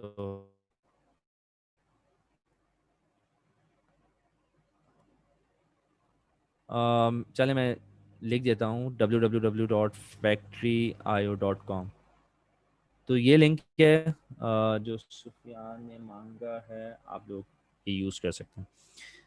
अच्छा जी, तो इस पे अगर मैं जाऊँ, ये देखो गेम की तरह है बिल्कुल। मैं बंदे को नीचे कर लेता हूँ, जैसे FPS गेम खेलते खेलते हैं ना हम लोग। तो इसमें कैमरा कर लेता हूँ यहाँ पर, कैमरास, कैमरा नेविगेशन, क्लोज। तो अभी ये तो प्लांट खाली लग रहा होगा आपको। ये देखो, ये पूरा वेयर हाउस टाइप दिया हुआ है, ये खाली लग रहा है आपको। मैं इसमें मूव कर सकता हूँ, अपने डिफरेंट पार्ट्स यूज़ कर सकता हूँ। ये देखो बॉक्सेस हैं, और इसमें कन्वेयर्स भी हैं, ये टैंक्स भी हैं इसमें, इस तरह से। ठीक है, और ये वाटर टैंक ये वाला है, सॉरी। ये सब चीज़ें, तो अगर मैं आपको बने बनाए इसके अंदर एक्सरसाइजेस दिखाऊं, तो फॉर एग्जांपल एक वेयर हाउस का प्लांट होगा। तो ये देखो, अगर ये वेयर हाउसिंग का प्रोजेक्ट कर लेते हो और आप दराज में जाके अमेजोन में जाके बाहर हैं या इस तरह के डिफरेंट वेयर हाउसेज बन रहे होते हैं, कोलगेट वाले या डिफरेंट बना रहे हैं, तो आप उस पर इजीली उनको बता सकते हो कि भाई ये मेरा स्किल सेट है, ये मैंने प्लांट ऑटोमेट किया हुआ है, वेयर हाउस ऑटोमेट किया हुआ है, तो ये पूरी ऑटोमेशन आप कर सकते हैं इसके अंदर। तो अगर मैं नॉर्मल कन्वेयर दिखाऊं, तो नॉर्मल कन्वेयर इंडस्ट्री के अंदर किस तरह से होती है, देखो ये मोटर नीचे लगी हुई है, इधर आपको ऑरेंज कलर की दिख रही होगी, ये रोलर बेस कन्वेयर है, रोलर्स चल रहे हैं, या बेल्ट बेस भी होती है, अक्सर बॉक्सेस के लिए हम लोग रोलर बेस यूज करते हैं, और आगे रेट्रो रिफ्लेक्टिव सेंसर लगा हुआ है। एक प्रॉक्सिमिटी सेंसर होता है, प्रॉक्सिमिटी के अंदर दो टाइप्स होती है, इंडक्टिव और कैपेसिटिव। इंडक्टिव मेटल्स के लिए और कैपेसिटिव लिक्विड वगैरह और नॉन मेटेलिक ऑब्जेक्ट्स के लिए, और रेट्रो रिफ्लेक्टिव हम लोग यूज करते हैं बॉक्सेस और इस तरह के प्रोडक्ट डिटेक्शन के लिए, काउंटिंग के लिए। तो ये काउंटिंग के लिए यूज कर रहा है, ये विदाउट रिफ्लेक्टर भी आता है कि जो ऑब्जेक्ट आ रहा है उससे रिफ्लेक्ट बैक करके रीडिंग दे दे, या ये रिफ्लेक्टर के साथ लगा हुआ है कि रेंज थोड़ी बढ़ जाती है और इससे जैसे ही प्रोडक्ट गुजरेगी सिग्नल दे देगा। कैसे, मैं परफॉर्म करके दिखा देता हूँ। अच्छा, मैं थोड़ा तेज से बोल रहा हूँ क्योंकि मेरे पास टाइम ज़रा शॉर्ट है, बट स्टिल ये चीज़ वीडियो में सारी चीज़ें अवेलेबल हैं। कोर्स आपको मैं फ्री जब भी दे रहा हूँ कि आप लोग ईजिली इस चीज़ को कर सकें। तो मैं इसका ज़रा साउंड बंद कर लेता हूँ क्योंकि इसका साउंड बहुत ज़्यादा आता है ऑडियो में जाके। अच्छा, बंद है। अदरवाइज कन्वेयर का, वाटर का, सब चीज़ें का साउंड आ रहा था। तो ये कन्वेयर है, ये बॉक्स है, मैं इसको अभी प्ले करता हूँ। और अभी मैंने प्रोग्रामिंग नहीं की हुई पीएलसी, तो मैं फोर्स कर रहा हूँ, मैंने कोर्स के अंदर प्रोग्रामिंग करके दिखाई है। तो मैं कन्वेयर को फोर्स कर रहा हूँ यहाँ से, ज़बरदस्ती चला रहा हूँ, जिसमें हम सेटिंग में भी करते हैं। और सेंसर से जब ये टच होगा तो ये देखो सेंसर रीडिंग हट जाएगी। तो ये सेंसर नॉर्मली क्लोज पे ऑपरेट है कि आइडल कंडीशन में इस पर रीडिंग आ रही है, और जैसे ही बॉक्स टच हो रहा है इस पर रीडिंग वो आ रही है। तो इस तरह से मोटर इस कन्वेयर को ऑपरेट करवा रही है। अगर मैं जूम करके दिखाऊं तो ये रोलर घूमते हुए भी दिखेंगे आपको। ठीक है, तो ये छोटी सी एग्जांपल है। आपके पास डिजिटल डिस्क्रीट लॉजिक आप इस पे बना सकते हैं, और एनालॉग लॉजिक की, पीआईडी की लॉजिक की, एनालॉग या क्लोज कंट्रोल सिस्टम की लॉजिक की ये एग्जांपल है टैंक की, जो मैंने करके दिखाई हुई है। यूट्यूब के ऊपर है मेरी ये वीडियो जो है, ऑटोमेशन प्ले का यूट्यूब चैनल है, सीमेंस के साथ मैंने ये करके दिखाई हुई है, जो कि आप कर सकते हो। तो ये मैं फिल वेल्व करता हूँ यहाँ पे, ये देखो अब ये ऑन ऑफ नहीं हो रहा बल्कि रेंज में डिफाइन कर रहा हूँ कि फिल वेल्व मैंने खोल दिया और ये पानी फिल हो रहा है।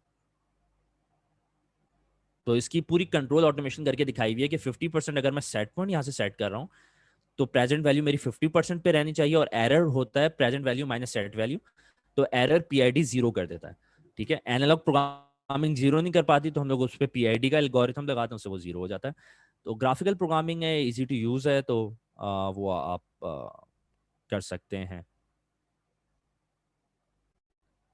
जी, तो ये मेरा यूट्यूब का चैनल शायद उर्दू वाला हो, इंग्लिश वाला जो ऑटोमेशन प्ले के नाम से, जिसमें मैंने 5 घंटे का टीआई कर दें।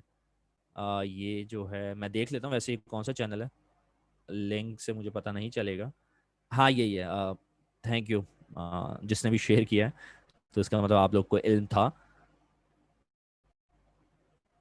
अच्छी बात है कि आप लोगों ने ये चीज़ ऑलरेडी देख ली है, इसका मतलब स्टूडेंट्स हैं।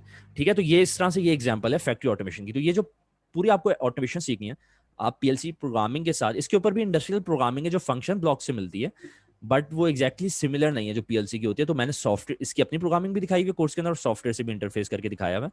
तो ये कुछ रिसोर्सेज हैं जो आपको मिल गए हैं।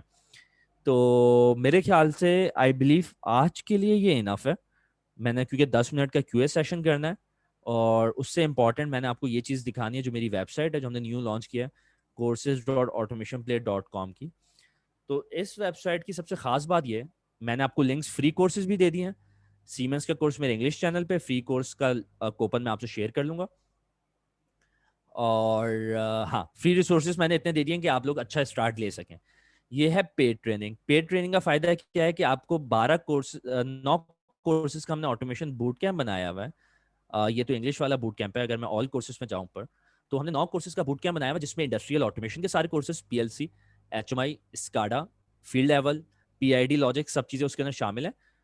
और उसके अलावा उसके अंदर आईओटी की चीज़ें भी शामिल हैं। ये $20 हमने कॉस्ट रखी हुई है, तकरीबन ₹3000 बनते हैं। तो 3000 के अंदर 9 कोर्सेज, 9 डिफरेंट स्किल्स, और सब सर्टिफिकेशन के साथ। उसके अंदर फिर प्रोजेक्ट्स भी करवाए जाएंगे, इसके अंदर बुक्स भी दी हुई है, मैनुअल्स भी दिए हुए हैं, और उसके बाद एक आपकी फाइनल सर्टिफिकेशन होगी specialisation digital and automation specialist की, जिसके अंदर आपको एक प्रोजेक्ट दिया जाएगा। तो ये सब चीज़ें इसके अंदर अवेलेबल है, 9 कोर्सेज। वो अनम मेरे ख्याल से डिटेल्स आप उनसे ले सकते हैं। अनम जो IEEE ये आपके जो स्टूडेंट्स हैं जो लीड कर रहे हैं। तो इसके अंदर ये सारी चीज़ें अवेलेबल हैं, ये बनाई गई है। कॉस्ट इतनी कम रखी है कि अगर ये कॉस्ट जो है वो मैं चार्ज कर रहा हूँ तकरीबन 10,000 रुपीज़, जो आउट ऑफ कंट्रीज़ के लोग हैं, ठीक है, उनसे मैं चार्ज कर रहा हूँ $50 तकरीबन। तो ये $20 मैंने रखी हुई है उर्दू के जो कोर्सेज हैं, और मिक्स हैं उर्दू इंग्लिश, बट उर्दू के काफ़ी हैं, तो मैंने इस वजह से उर्दू का नाम देके उसकी कॉस्ट कम कर दिया, वरना बाकी लोग नाराज़ हो सकते हैं जो गोरे वगैरह होता है। तो अल्हम्दुलिल्लाह 100+ कंट्रीज़ में स्टूडेंट्स हैं, 80 to 100+ हैं तकरीबन, इतनी है वेबसाइट्स, सारी वेबसाइट्स मिला के। तो इसके अंदर जो मैं बाकी पार्टनर्स के साथ मिलकर ट्रेनिंग करवा रहा हूँ, जिसके अंदर टेस्ला के इंजीनियर्स भी शामिल हैं, उनको भी ट्रेनिंग करवाई है बाकायदा। मुझे लास्ट वीक कॉल आई थी जर्मनी से, जो टेस्ला के पाकिस्तानी जो इंजीनियर्स हैं वहाँ पर, वो कह रहे थे कि उनका टेस्ला का इंटरव्यू था जो वो क्लियर नहीं कर पाया अनफॉर्चुनेटली। एक बंदे ने पंजाब से क्लियर कर लिया था, that's not my student, but वो क्लियर नहीं कर पाया। वो पाकिस्तान आएगा यहाँ पर ट्रेनिंग लेने माइंडसॉर्म से, क्योंकि वो छुट्टियों पे आते हैं पाकिस्तानी, वहाँ पे ट्रेनिंग्स 1,000, 1,500, $2,000 होती है, तो यहाँ पर आके ट्रेनिंग्स लेंगे। तो ये सारे जो कोर्सेज हैं, बताने का मकसद है 3,000 के अंदर अवेलेबल है। तो ये बहुत अच्छी अपॉर्चुनिटी है आपके पास ये अवेल करने के लिए। अर्ली बर्ड डिस्काउंट है जो कि कुछ वीक्स में मेरे ख्याल से एंड हो जाएगा। तो मेरे बिहाफ से मेरे ख्याल से मैंने कोशिश की बेसिक समझाने की, थोड़ा मोटिवेट करने की या डीमोटिवेट करने की, और स्किल की इंपॉर्टेंस समझाने की, और ये सारी स्किल्स अवेलेबल भी हैं। तो हमारी कम्युनिटी बनी हुई है फेसबुक पे, वो भी आप ज्वाइन कर सकते हैं, फ्री रिसोर्सेज भी दे दिए हैं। तो अब क्यूए सेशन कर लेते हैं, जिसका जो सवाल हो अपनी फील्ड से रिलेटेड, स्किल से रिलेटेड, मोटिवेशन से रिलेटेड, तो कोई भी सवाल हो तो आप लोग कर सकते हैं। जो कंफर्टेबल है वो चैट में कर सकते हैं, अदरवाइज वो इस पे कर सकते हैं, माइक अनम्यूट करके कर सकते हैं। अनम, आप या जो होस्ट हैं IEEE के, वो मुझे बता सकते हैं कोई चीज़ मिस तो नहीं हो रही है? आई बिलीव मैंने सारी चीज़ें कवर कर ली हैं।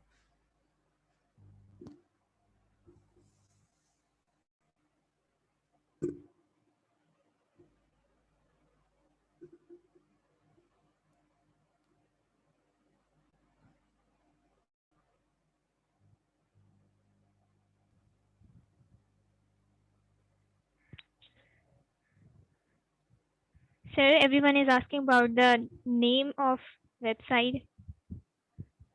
वेबसाइट मैंने वो कर दी है, शेयर कर दिया। मैं बूट कैम्प का लिंक भी शेयर कर देता हूँ, Okay, या sir. अनम बूट कैम्प का आप करेंगी शेयर, क्योंकि आपके पास अपना वो लिंक होगा जो मैंने दिया हुआ होगा। Yes, sir. I will share that. चलें, वो अनम आप सबसे शेयर कर देंगी लिंक जो है। तो जनरल लिंक यही है, वो आप लोग देख सकते हैं इसके ऊपर जाकर। तो आप लोग सवाल कर सकते हैं, जो भी आपके सवाल हैं वो आप पूछ सकते हैं किसी भी टॉपिक से रिलेटेड, मतलब कोशिश कीजिएगा इसी टॉपिक से रिलेटेड, वरना जनरल सवाल भी आपके हो सकते हैं। बीइंग एन इंजीनियर, आपके जहन में कोई कन्फ्यूजन्स हैं वो आप मुझसे पूछ सकते हैं। मैं फ्री कोर्स शेयर भी कर देता हूँ आपसे लिंक, मैंने शायद इस वीडियो के अंडर लिंक डाला हुआ है, PLC सर्टिफिकेशन, तो मैं वो आपसे शेयर कर देता हूँ। अच्छा, PLC scope in Pakistan, Sufiyan ने पूछा है। तो बेसिकली PLC तो एक टूल है इंडस्ट्रियल ऑटोमेशन का।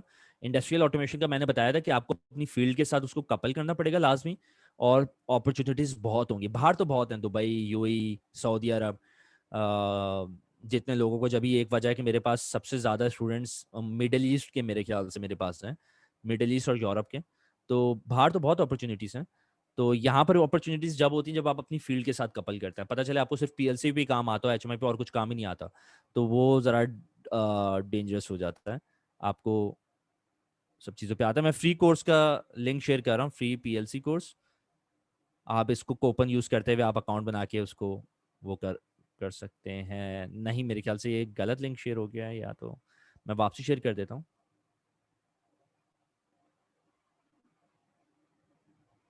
जी, मैंने अब सही लिंक शेयर कर दिया। तो इस लिंक को लेकर मैंने चैट में शेयर कर दिया, आप लोग यूज़ कर सकते हैं।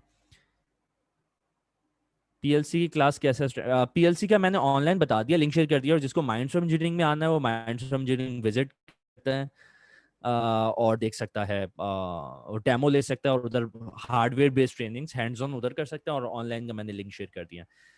35 से 40 डिग्री उनकी जो रिक्वायरमेंट होती है वो मोस्टली यही 35 से 40 ही उनकी लिमिट्स होती हैं PLCs की।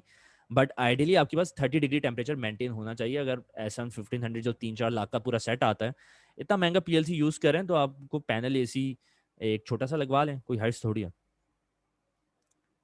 Did their course covers relay for goose communication? नहीं, ये आपने बहुत स्पेसिफिक सवाल पूछा है शाहजेब अनिस। IEEE 6, IEEE मेरे ख्याल से कहना चाह रहा हूँ कि RTU वो नहीं कवर कर रहा है, RTU कम्युनिकेशन कवर नहीं हो रही है इसमें। अच्छा, how much you rate the difficulty level of PLC programming, is it possible for दोस्त who are weak in programming? हाँ जी, मैंने बताया ना, लो कोड प्रोग्रामिंग है, ग्राफिकल प्रोग्रामिंग है, तो आप इजीली सीख सकते हैं। PLC प्रोग्रामिंग बहुत इजी है सीखना। उसमें टेक्सचुअल नहीं है ना, टेक्सचुअल लैंग्वेज भी आती है, स्ट्रक्चर टेक्स्ट, बट उसकी 2-3 लैंग्वेजेस जो हैं वो हैं ही graphical. Being a computer science student, what is the learning opportunities and scope in this automation industry? अच्छा, कंप्यूटर साइंस के लिए मैंने जैसे ऑटोमेशन बूट कैंप का जिक्र किया, अगर मैं ये दिखा दूं, स्क्रीन शेयर हुई हुई है, तो इसके अंदर जो मेरे कोर्स 5 से स्टार्ट है, आधे कोर्स इंडस्ट्रियल ऑटोमेशन के, आधे IoT के, क्योंकि अब मिक्स हो गई है मर्ज इंडस्ट्री 4.0 के अंदर। तो IoT वालों के लिए, कंप्यूटर साइंस के लिए बहुत इंपॉर्टेंट है कि C++, पाइथन और रास्पबेरी पाई और ये नोड MCU, इस पे काम लाजमी आना चाहिए, क्योंकि इंडस्ट्री में आपके पास प्रोग्रामिंग का अच्छा बैकग्राउंड होता है, और आप इस तरह से लेवरेज कर सकते हैं कि IoT की फील्ड सीख कर आज जो मैन्युफैक्चरिंग प्रोसेस इंडस्ट्रीज हैं उसके अंदर IoT इंप्लीमेंट कर सकते हैं। तो अगर इंडस्ट्रियल ऑटोमेशन का इंजीनियर अलग भी, आपने इंडस्ट्रियल ऑटोमेशन नहीं सीखनी, PLC पे काम नहीं सीखना, आपको लगता है आप डेविएट हो जाएंगे, आपके पास ऑलरेडी अपनी फील्ड की सीखने की बहुत चीज़ें हैं, वेब डेवलपमेंट भी सीखनी है आपने, डेटा साइंस भी सीखनी है, तो आप IoT पे फोकस करके, IoT के आगे AI बहुत आसान हो जाती है, तो उस पर सीख सकते हैं। और इलेक्ट्रिकल मैकेट्रॉनिक्स वाले के लिए तो लाजिम है IoT सीखना, ठीक है, क्योंकि इंडस्ट्री में जिस तरह से जॉब्स आ रही हैं उसमें ऑटोमेशन के साथ IoT का एक्सपीरियंस भी मांगा हुआ है। तो ये चीज़ है उसके अंदर। और कंप्यूटर साइंस के लिए ये चीज़ें सीखना आसान है, बस थोड़ा हार्डवेयर आपको रास्पबेरी पाई या नोड MCU आपकी डेस्क पे लाजमी होना चाहिए। Relay communication of different manufacturers, Shahzeb आपकी रिक्वायरमेंट जरा के इलेक्ट्रिक से डिफरेंट डिफरेंट है, वो इसका पार्ट नहीं है, इंडस्ट्रियल ऑटोमेशन का हमारा पार्ट नहीं है, हमारे करिकुलम का पार्ट नहीं है। वो पावर सिस्टम प्रोटेक्शन के और पावर ऑटोमेशन के हमारे अलग कोर्सेज होते हैं माइंड्स ऑफ इंजीनियरिंग में, जो भी मैंने होल्ड किए हैं, जिसमें हम लोग GE और सीमेंस के रिले यूज कर रहे होते हैं। तो ये टोटली डिफरेंट फील्ड है, और आप जिसकी बात कर रहे हैं वो टोटली डिफरेंट फील्ड है। PLC और DCS की सिमिलैरिटीज, PLC वो एक पार्ट है, DCS पूरा सिस्टम है, उसके अंदर कंट्रोलर्स PLC भी हो सकते हैं और डिफरेंट कंट्रोलर्स भी हो सकते हैं। सही है, तो सिमिलैरिटीज, सिमिलर मतलब उसका क्या कहेंगे, कंपैरिजन बनता ही नहीं है, ठीक है। फॉर एग्जांपल, तो इंजन का इंजन से कंपैरिजन होगा, इंजन के गाड़ी से कंपैरिजन नहीं हो सकता। How do we link software engineering to industrial automation? Software, अच्छा, यहाँ पर पाकिस्तान में पता है क्या ट्रेंड है, आप किसी इलेक्ट्रॉनिक इंजीनियर भी जाके बताता है ना मैं PLC पे FIB कर रहा हूँ, वो कहेंगे पुराना हो गया PLC, कुछ नया लाओ। तो FIB फिर वो इलेक्ट्रॉनिक इंजीनियर को भी अक्सर IoT भी करना पड़ जाता है, अब वो PLC स्किप हो जाता है, PLC तो कहीं नहीं जा रहा, PLC तो रहेगा 10-20 साल।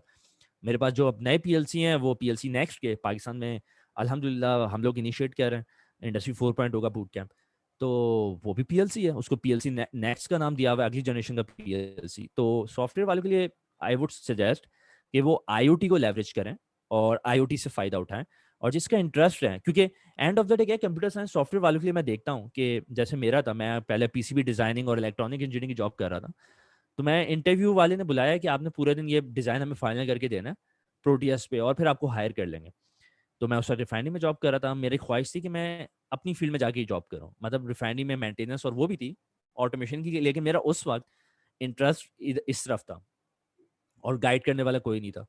तो मैं जब इंटरव्यू में बैठा, 3 घंटे पास हुए, मैंने ऑलमोस्ट फाइनल कर लिया था, लेकिन मैंने वो डिलीट किया और मैं आ गया, क्योंकि जो जॉब थी वो बहुत ब्रेन ड्रेनिंग जॉब है, मतलब एनर्जी ड्रेनिंग जॉब है, कि आपको पूरे दिन एक जगह बैठना है और एक जगह बैठ के आपको वो डिजाइनिंग करनी है या आपको प्रोग्रामिंग करनी है, मेरे से नहीं होता। तो प्लांट की जॉब में क्या होता है, ऑटोमेशन की जॉब्स में, कि आपके पास डिफरेंट प्रोजेक्ट्स आते हैं। अभी मेरा पॉडकास्ट में नया ग्रीनफील्ड प्रोजेक्ट स्टार्ट हो रहा है, पाकिस्तान का one of the largest project है, कोई 3.5 अरब का प्रोजेक्ट है, जिसका मैं हिस्सा हूँ, मैं रिवील नहीं कर सकता वो, कुछ अभी तो बिल्कुल सिविल का काम ही स्टार्ट होगा। तो मुझे बहुत एक्साइटमेंट होती है इस तरह के प्रोजेक्ट्स की और फील्ड वर्क की, कि प्लांट चल रहा है आपके सामने, कोई चीज़ बन के निकल रही है, फिजिकल प्रोडक्ट बन के निकल रही है, 24 घंटे स्क्रीन के बिहाइंड नहीं बैठना हर वक्त, वो चीज़ नहीं करनी। तो अगर सॉफ्टवेयर कंप्यूटर साइंस में अच्छी बात भी है कि आपको डेस्क बेस्ड जॉब मिल रही है, AC के अंदर आप बैठे हुए हो पूरे दिन, आसान जॉब है, और कुछ के लिए लेकिन मुश्किल हो जाता है, कुछ को नहीं आता राज, कुछ फील्ड चेंज कर लेते हैं, बोलते हैं ये कैसी है। तो हालांकि इस फील्ड सॉफ्टवेयर वाले जो टेस्ला के अंदर अगर आप देखो जॉब जाके, अमेजोन के अंदर, जनरल इलेक्ट्रिक के अंदर, सीमेंस के अंदर, तो उसके अंदर ऑटोमेशन जो इन्होंने इलेक्ट्रॉनिक्स की हुई होती है वो सॉफ्टवेयर वाली जॉब भी कर रहे थे, और सॉफ्टवेयर वाली भी ऑटोमेशन की जॉब कर रहे होते हैं। तो अगर आपका इंटरेस्ट है आप इस फील्ड में हैं, लेकिन इंटरेस्ट है, बाद में रिग्रेट नहीं हो।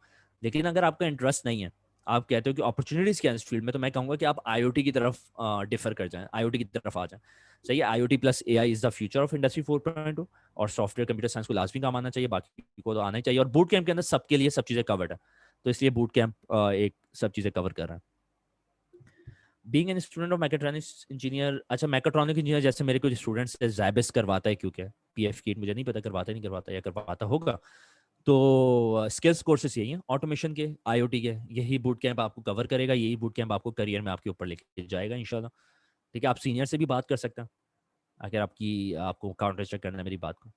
Avionic engineer, which programming language should we focus on? Can you guide about the basic skills every engineer should have? अच्छा, एवियोनिक्स का मुझे बड़ा शौक था, मैंने पीएफ किट से 1-2 सेमेस्टर्स किए हैं, उसके बाद मैं दाऊद यूनिवर्सिटी में शिफ्ट हुआ था ड्यू टू फाइनेंशियल इश्यूज।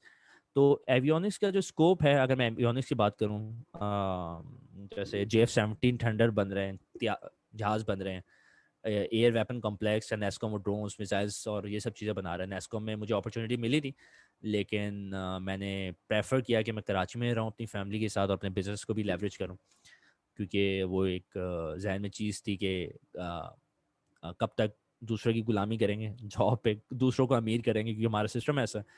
तो इस वजह से एक ख्वाहिश थी अपना कुछ करने की। तो एवियोनिक इंजीनियर का स्कोप कम है पाकिस्तान में, और बहुत लिमिटेड फील्ड्स हैं, बाहर ज़्यादा है, लेकिन बाहर ज़ाहिर है वो एक कॉन्फिडेंशियल किस्म की फील्ड होती है ये, तो इस तरह से लेवरेज करना मुश्किल होता है। इनफैक्ट जो JF-17 बन रहे हैं वो चाइनीज़ बना रहे होते हैं, और पाकिस्तान के भी चंद बड़े इंजीनियर्स या उनको मौका मिलता है, अदरवाइज तो बाकी भी उधर बेचारों को मौका नहीं मिलता। तो स्किल्स जो है वो यही है, बूट कैंप ही है, क्योंकि आपकी जो मदर फील्ड है एवियोनिक्स इंजीनियर की वो इलेक्ट्रिकल इलेक्ट्रॉनिक्स ही है, तो ये बूट कैंप भी आपको हेल्प करेगा। पीएलसी का मकसद मैंने बता दिया, वीडियो देख लें, IoT stands for internet of things, उसका मेरा यूट्यूब पे यही वाली वीडियो अवेलेबल है। Panel AC than temperature reaches, should I go for, हाँ 2 एसीज आपको लगाने पड़ेंगे। आपके जो एसी के ऊपर LCD लगी हुई है उसमें 30 डिग्री मेंटेन रहना चाहिए, 30 से कम करेंगे मॉइस्चर आ जाएगा, 30 से ज़्यादा करेंगे पीएलसी को गर्मी लगेगी। तो जिस टेम्परेचर में आपको गर्मी लगती है ना, उसमें पीएलसी को भी लगेगी। इलेक्ट्रॉनिक फील्ड के लिए कितना ज़रूरी है PLC? PLC is a core automation के लिए। तो अगर आपने जितनी भी मैन्युफैक्चरिंग प्रोसेस, क्योंकि जॉब्स ही है ना इलेक्ट्रॉनिक इंजीनियर की जॉब्स, क्या मतलब है कि आपने वेवटेक कंपनी है इस तरह की जो पीसीबी डिज़ाइन या सर्किट डिज़ाइन करी है वो कर ले। सर्किट्स हमारे बनी चाइना और उधर हैं। हमारी जो जॉब्स मिलती है इलेक्ट्रॉनिक्स इलेक्ट्रिकल को मिलती के इलेक्ट्रिक है, वो मिलती है FFC, एंग्रो, फौजी, सुपार को, इस तरह की सब में यूएसई पीएलसी हो रहा है। सही है, तो पीएलसी कोर है। What are leading SCADA software, सबसे जो लीडिंग सॉफ्टवेयर है वो सीमेंस का है। सीमेंस टेस्ला में भी यूज हो रहा है, सीमेंस बड़ी इंडस्ट्री में भी यूज हो रहा है, सीमेंस और फैक्ट्री टॉक दोनों साथ साथ आप कह लें। पाकिस्तान में भी यही सब यूज हो रहे हैं। जब नेस्ले में इंटरव्यू दिया था मैंने, वहाँ पर फैक्ट्री टॉक से रिलेटेड सवाल हुए थे, वंडरवेयर से सॉरी रिलेटेड सवाल हुए थे। वंडरवेयर भी बहुत इंपॉर्टेंट है। तो ये 3 सॉफ्टवेयर जो यूज हो रहे हैं। अब नेफ्टीसी के जो पाकिस्तान में जो कोर्सेज होते हैं उसमें लोग क्या करते हैं, स्काडा उस पर करवा देते हैं। वो इजी बिल्डर नहीं आता विंटेक का, क्योंकि वो आता ही वो है, उनको जिसको आता होगा वही सिखाएगा। वो तो इंडस्ट्री में यूज ही नहीं होता, हम यूज ही नहीं करते। मतलब मैं इतनी बड़ी इंडस्ट्री में काम कर रहा हूँ, मेरा तो उसमें कोई कमाल नहीं है, अल्लाह ताला की तरफ से देन है। तो मेरी वाली इंडस्ट्री में उसको इन चीज़ों को बुरी नज़र से देखा जाता है। ठीक है, हम सीमेंस, रॉकवेल, वंडरवेयर, मित्सुबिशी, ये 4 ब्रांड्स अपने जहन में बिठा लें आप। ABB भी है, रिफाइनरीज में वो यूज़ हो रहा होता है। तो अभी मैं सारी चीज़ें इतनी तफसील से नहीं बता पाऊंगा, but you can always contact me on LinkedIn. Passing marks quiz के 80% है मेरे ख्याल से जो कोर्स के अंदर है। शायद अभी तो नई वेबसाइट पे क्विज डाला भी नहीं है। टेक्सटाइल इंडस्ट्री का स्कोप बहुत अच्छा है पाकिस्तान में। अच्छी बड़ी जो इंडस्ट्रीज हैं वो उधर अच्छा कल्चर है, छोटी नॉर्मल इंडस्ट्रीज में इतना अच्छा कल्चर नहीं है। अच्छा, मुझे लगा कि शायद आप कोर्स की बात कर रहे हैं। ये इस वर्कशॉप जो है ये जो ले रहे हैं इनके 50% मार्क्स हैं पासिंग के। तो 50% तो बहुत कम है, मैंने तो अपने कोर्स के 80% रखे हुए हैं। अच्छा जी, तो फॉर्म सोसाइटी ने आपसे शेयर किया हुआ है, वो आप फिल कर सकते हैं क्विज में। तो मेरे ख्याल से काफ़ी सवाल हो गए हैं। ये जो बूट कैंप है ये आप इससे फ़ायदा उठा सकते हैं। PF कीट के भी स्टूडेंट्स हैं, अनम को पता है, बाकी सारी यूनिवर्सिटीज़ के भी स्टूडेंट्स हैं। तो ये सारे कोर्सेज अवेलेबल हैं। $20 अर्ली बर्ड इसमें दिया हुआ है, इजी पैसा के थ्रू आप पे कर सकते हैं। तो जिनको नहीं पे करना या जो नहीं कर सकते हैं उनको मैंने फ्री कोर्सेज भी दे दिए हैं, ताकि मैं आपको कुछ दे के जाऊँ, आपसे कुछ लेके ना जाऊँ। सही है। तो ये सब नॉलेज है जो मैं अभी दे सकता हूँ। As an electrical engineer should I learn ERP SAP after learn? नहीं, देखो ERP सैप पे जो है ना IT वाले ने काम करना। लोग क्या करते हैं, जैसे वो ट्रेंड फैला हुआ ना यार, ई-कॉमर्स कर लो, फिर ट्रेंड फैल जाएगा, वो कर लो, ब्लॉकचेन कर लो, फिर वो फैल जाएगा यार ये कर लो। भाई जो ट्रेनिंग करवा रहा है ना ब्लॉकचेन की, वो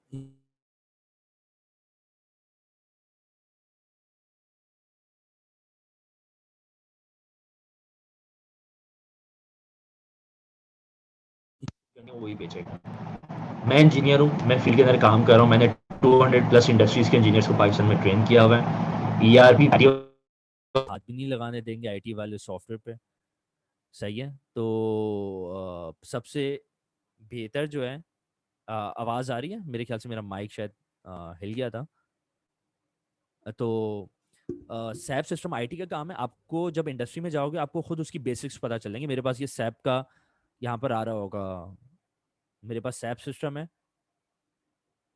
और ये उस इंडस्ट्री का सैप सिस्टम है। सैप का लॉगिन यहाँ पर ऐप है, उस इंडस्ट्री का जो पाकिस्तान की पहली इंडस्ट्री थी जो इसको लाई थी पाकिस्तान में, सीमेंस के सैप को। तो ये मेरे पास आ रहा है। मेरा काम ये होता है कि बस इस पर विजुअलाइज कर लूँ, लेकिन मेरा काम इसकी प्रोग्रामिंग करना, कॉन्फ़िगर करना, वो मेरा काम नहीं है, वो उसका काम है।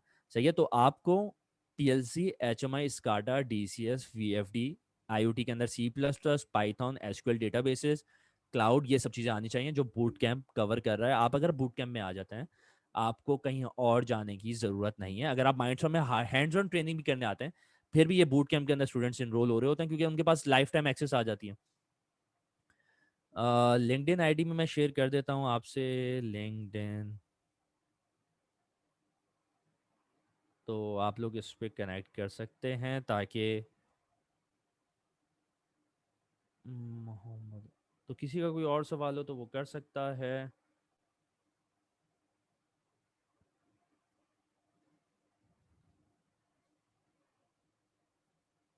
तो ये सब चीज़ें थी। इसके अंदर मैंने बूट कैंप का भी बता दिया है। बहुत इंपॉर्टेंट है आप लोगों के लिए, ख़ासतौर पे करियर में प्रोग्रेस करने के लिए, कि आप लोग को अपनी फील्ड के अंदर अच्छी एक्सपर्टीज हासिल हो। आप लोग डेविएट ना कर जाएं किसी की बात सुन के कि भाई ई-कॉमर्स का स्कोप है, इसका स्कोप है। उन लोगों के सामने तो वही स्कोप दिखेगा ना जो उनको काम आता है। जितना स्कोप इंजीनियर्स का है आजकल इंडस्ट्रीज के अंदर, जितना स्कोप इंडस्ट्री 4.0 के अंदर, इंडस्ट्रियल जो रेवोल्यूशन है, जैसे पहली रेवोल्यूशन के अंदर स्टीम थी, दूसरी के अंदर इलेक्ट्रिसिटी थी, तीसरे के अंदर इंटरनेट था, चौथी जो इंडस्ट्री 4.0 है वो है इंजीनियर्स के लिए, तीसरी के अंदर IT का बहुत बड़ा बूम था, इंटरनेट का, कनेक्टिविटी का। ये आपको पता है टेलीकॉम कितनी फील्ड थी और आज टेलीकॉम कहाँ पर है। तो इंडस्ट्री 4.0 है ही हमारी फील्ड। उसके अंदर IoT, इंडस्ट्रियल IoT, उसके अंदर कोलैबोरेटिव रोबोट्स, उसके अंदर स्मार्ट मैन्युफैक्चरिंग, स्मार्ट इंडस्ट्रीज, उसके अंदर आपका रोल बहुत इंपॉर्टेंट है। आपको पाकिस्तान में कहाँ, जितनी अपॉर्चुनिटीज बाहर और जितनी अपॉर्चुनिटीज यहाँ पे भी इंशाल्लाह मिलेगी, कुछ भी नहीं है। तो मैंने इंडस्ट्रियल ऑटोमेशन भी जब भी बूट कैंप में कवर किया, जो एग्जिस्टिंग है और फ्यूचर की है। तो अगर आपको आपका प्रोफेसर कहेगा नहीं भाई कि प्रोजेक्ट FIP IoT पे करना है, लेकिन आपको PLC पे काम आना चाहिए, अगर वो अपनी लिमिटेड एक्सपीरियंस से बता रहे हैं कि नहीं, तो नहीं सीखना, PLC पुरानी है, तो उस पे अगेन फील्ड के अंदर मैं बैठा हूँ। मेरा दिन रात का काम यही है फील्ड के अंदर, ऑटोमेशन का और इलेक्ट्रिकल का। तो अगर आपका FIP IoT पे होता है तो आपकी ये टेक्नोलॉजी भी लास्ट में कवर होनी चाहिए। जी आना, मेरे ख्याल से आप कुछ कहना चाह रही थे।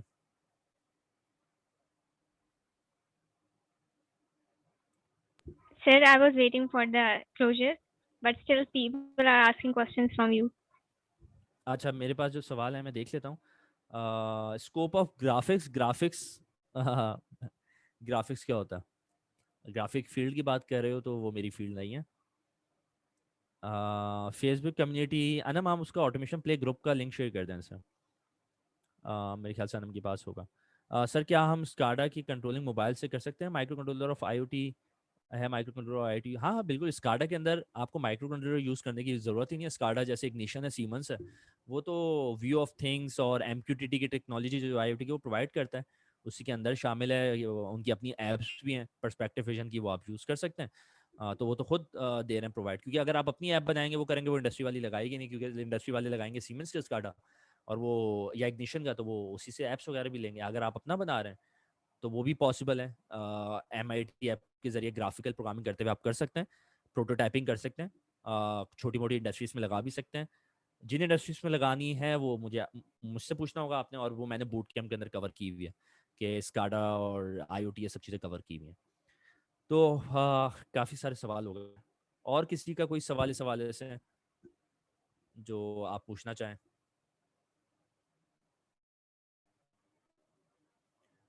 देखो, इलेक्ट्रिकल की जो फील्ड है, इलेक्ट्रॉनिक्स जो कोर फील्ड है, इलेक्ट्रिकल की जो कोर फील्ड है, सॉरी, उसके अंदर जो उनकी कोर फील्ड है उसके अंदर पावर सिस्टम डिजाइन आ जाता है, electrical system design, transformer, HT का काम आ जाता है, LT का काम आ जाता है, ई टाइप के सॉफ्टवेयर आ जाते हैं। ये आपकी कोर फील्ड है।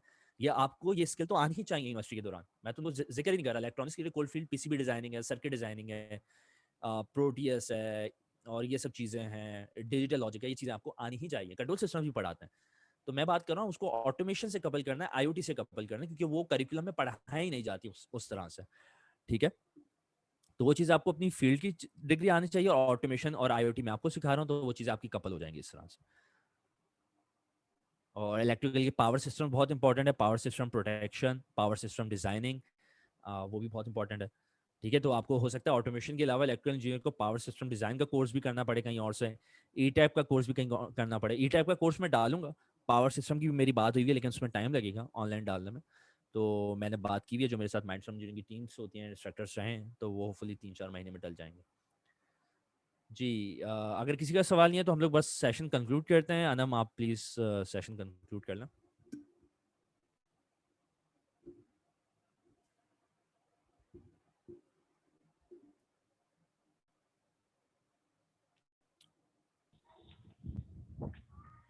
Okay, sir. Thank you so much. It was a very informative session, and I'm sure that everyone else in this meeting feels the same way. If you have any question or query, you can submit us through our email address, and we all will be providing you everything you have been asking for us. Now, on behalf of IEEE Key Student Branch, Mariam Adris, General Secretary, IEEE Key Student Branch will present a little something, a small token of appreciation for our esteemed speaker.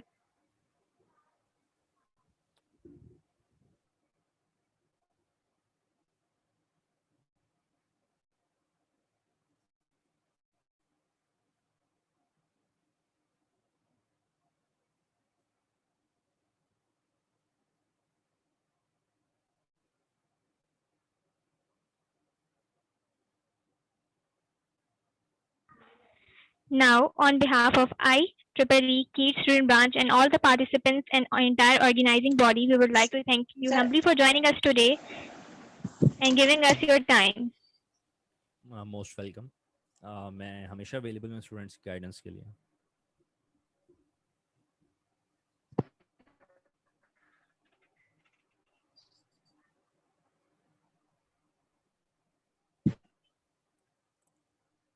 Assalamu alaikum, sir.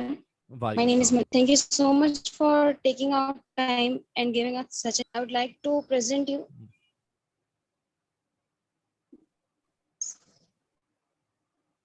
a small token of appreciation from thank you. IEEE Kids Student Branch. Thank you so much, Mariam, Anam, and to the society for this appreciation, and for Kindly accept this in small token of invite appreciation. for inviting me to interact with students. So inshallah, coming months में भी हम लोग ये session करवाते रहेंगे students के लिए और PF Kit के स्टूडेंट्स के लिए। Thank you so much once again, sir. Thank you. Jazakallah everyone. Take care. Assalamu alaikum.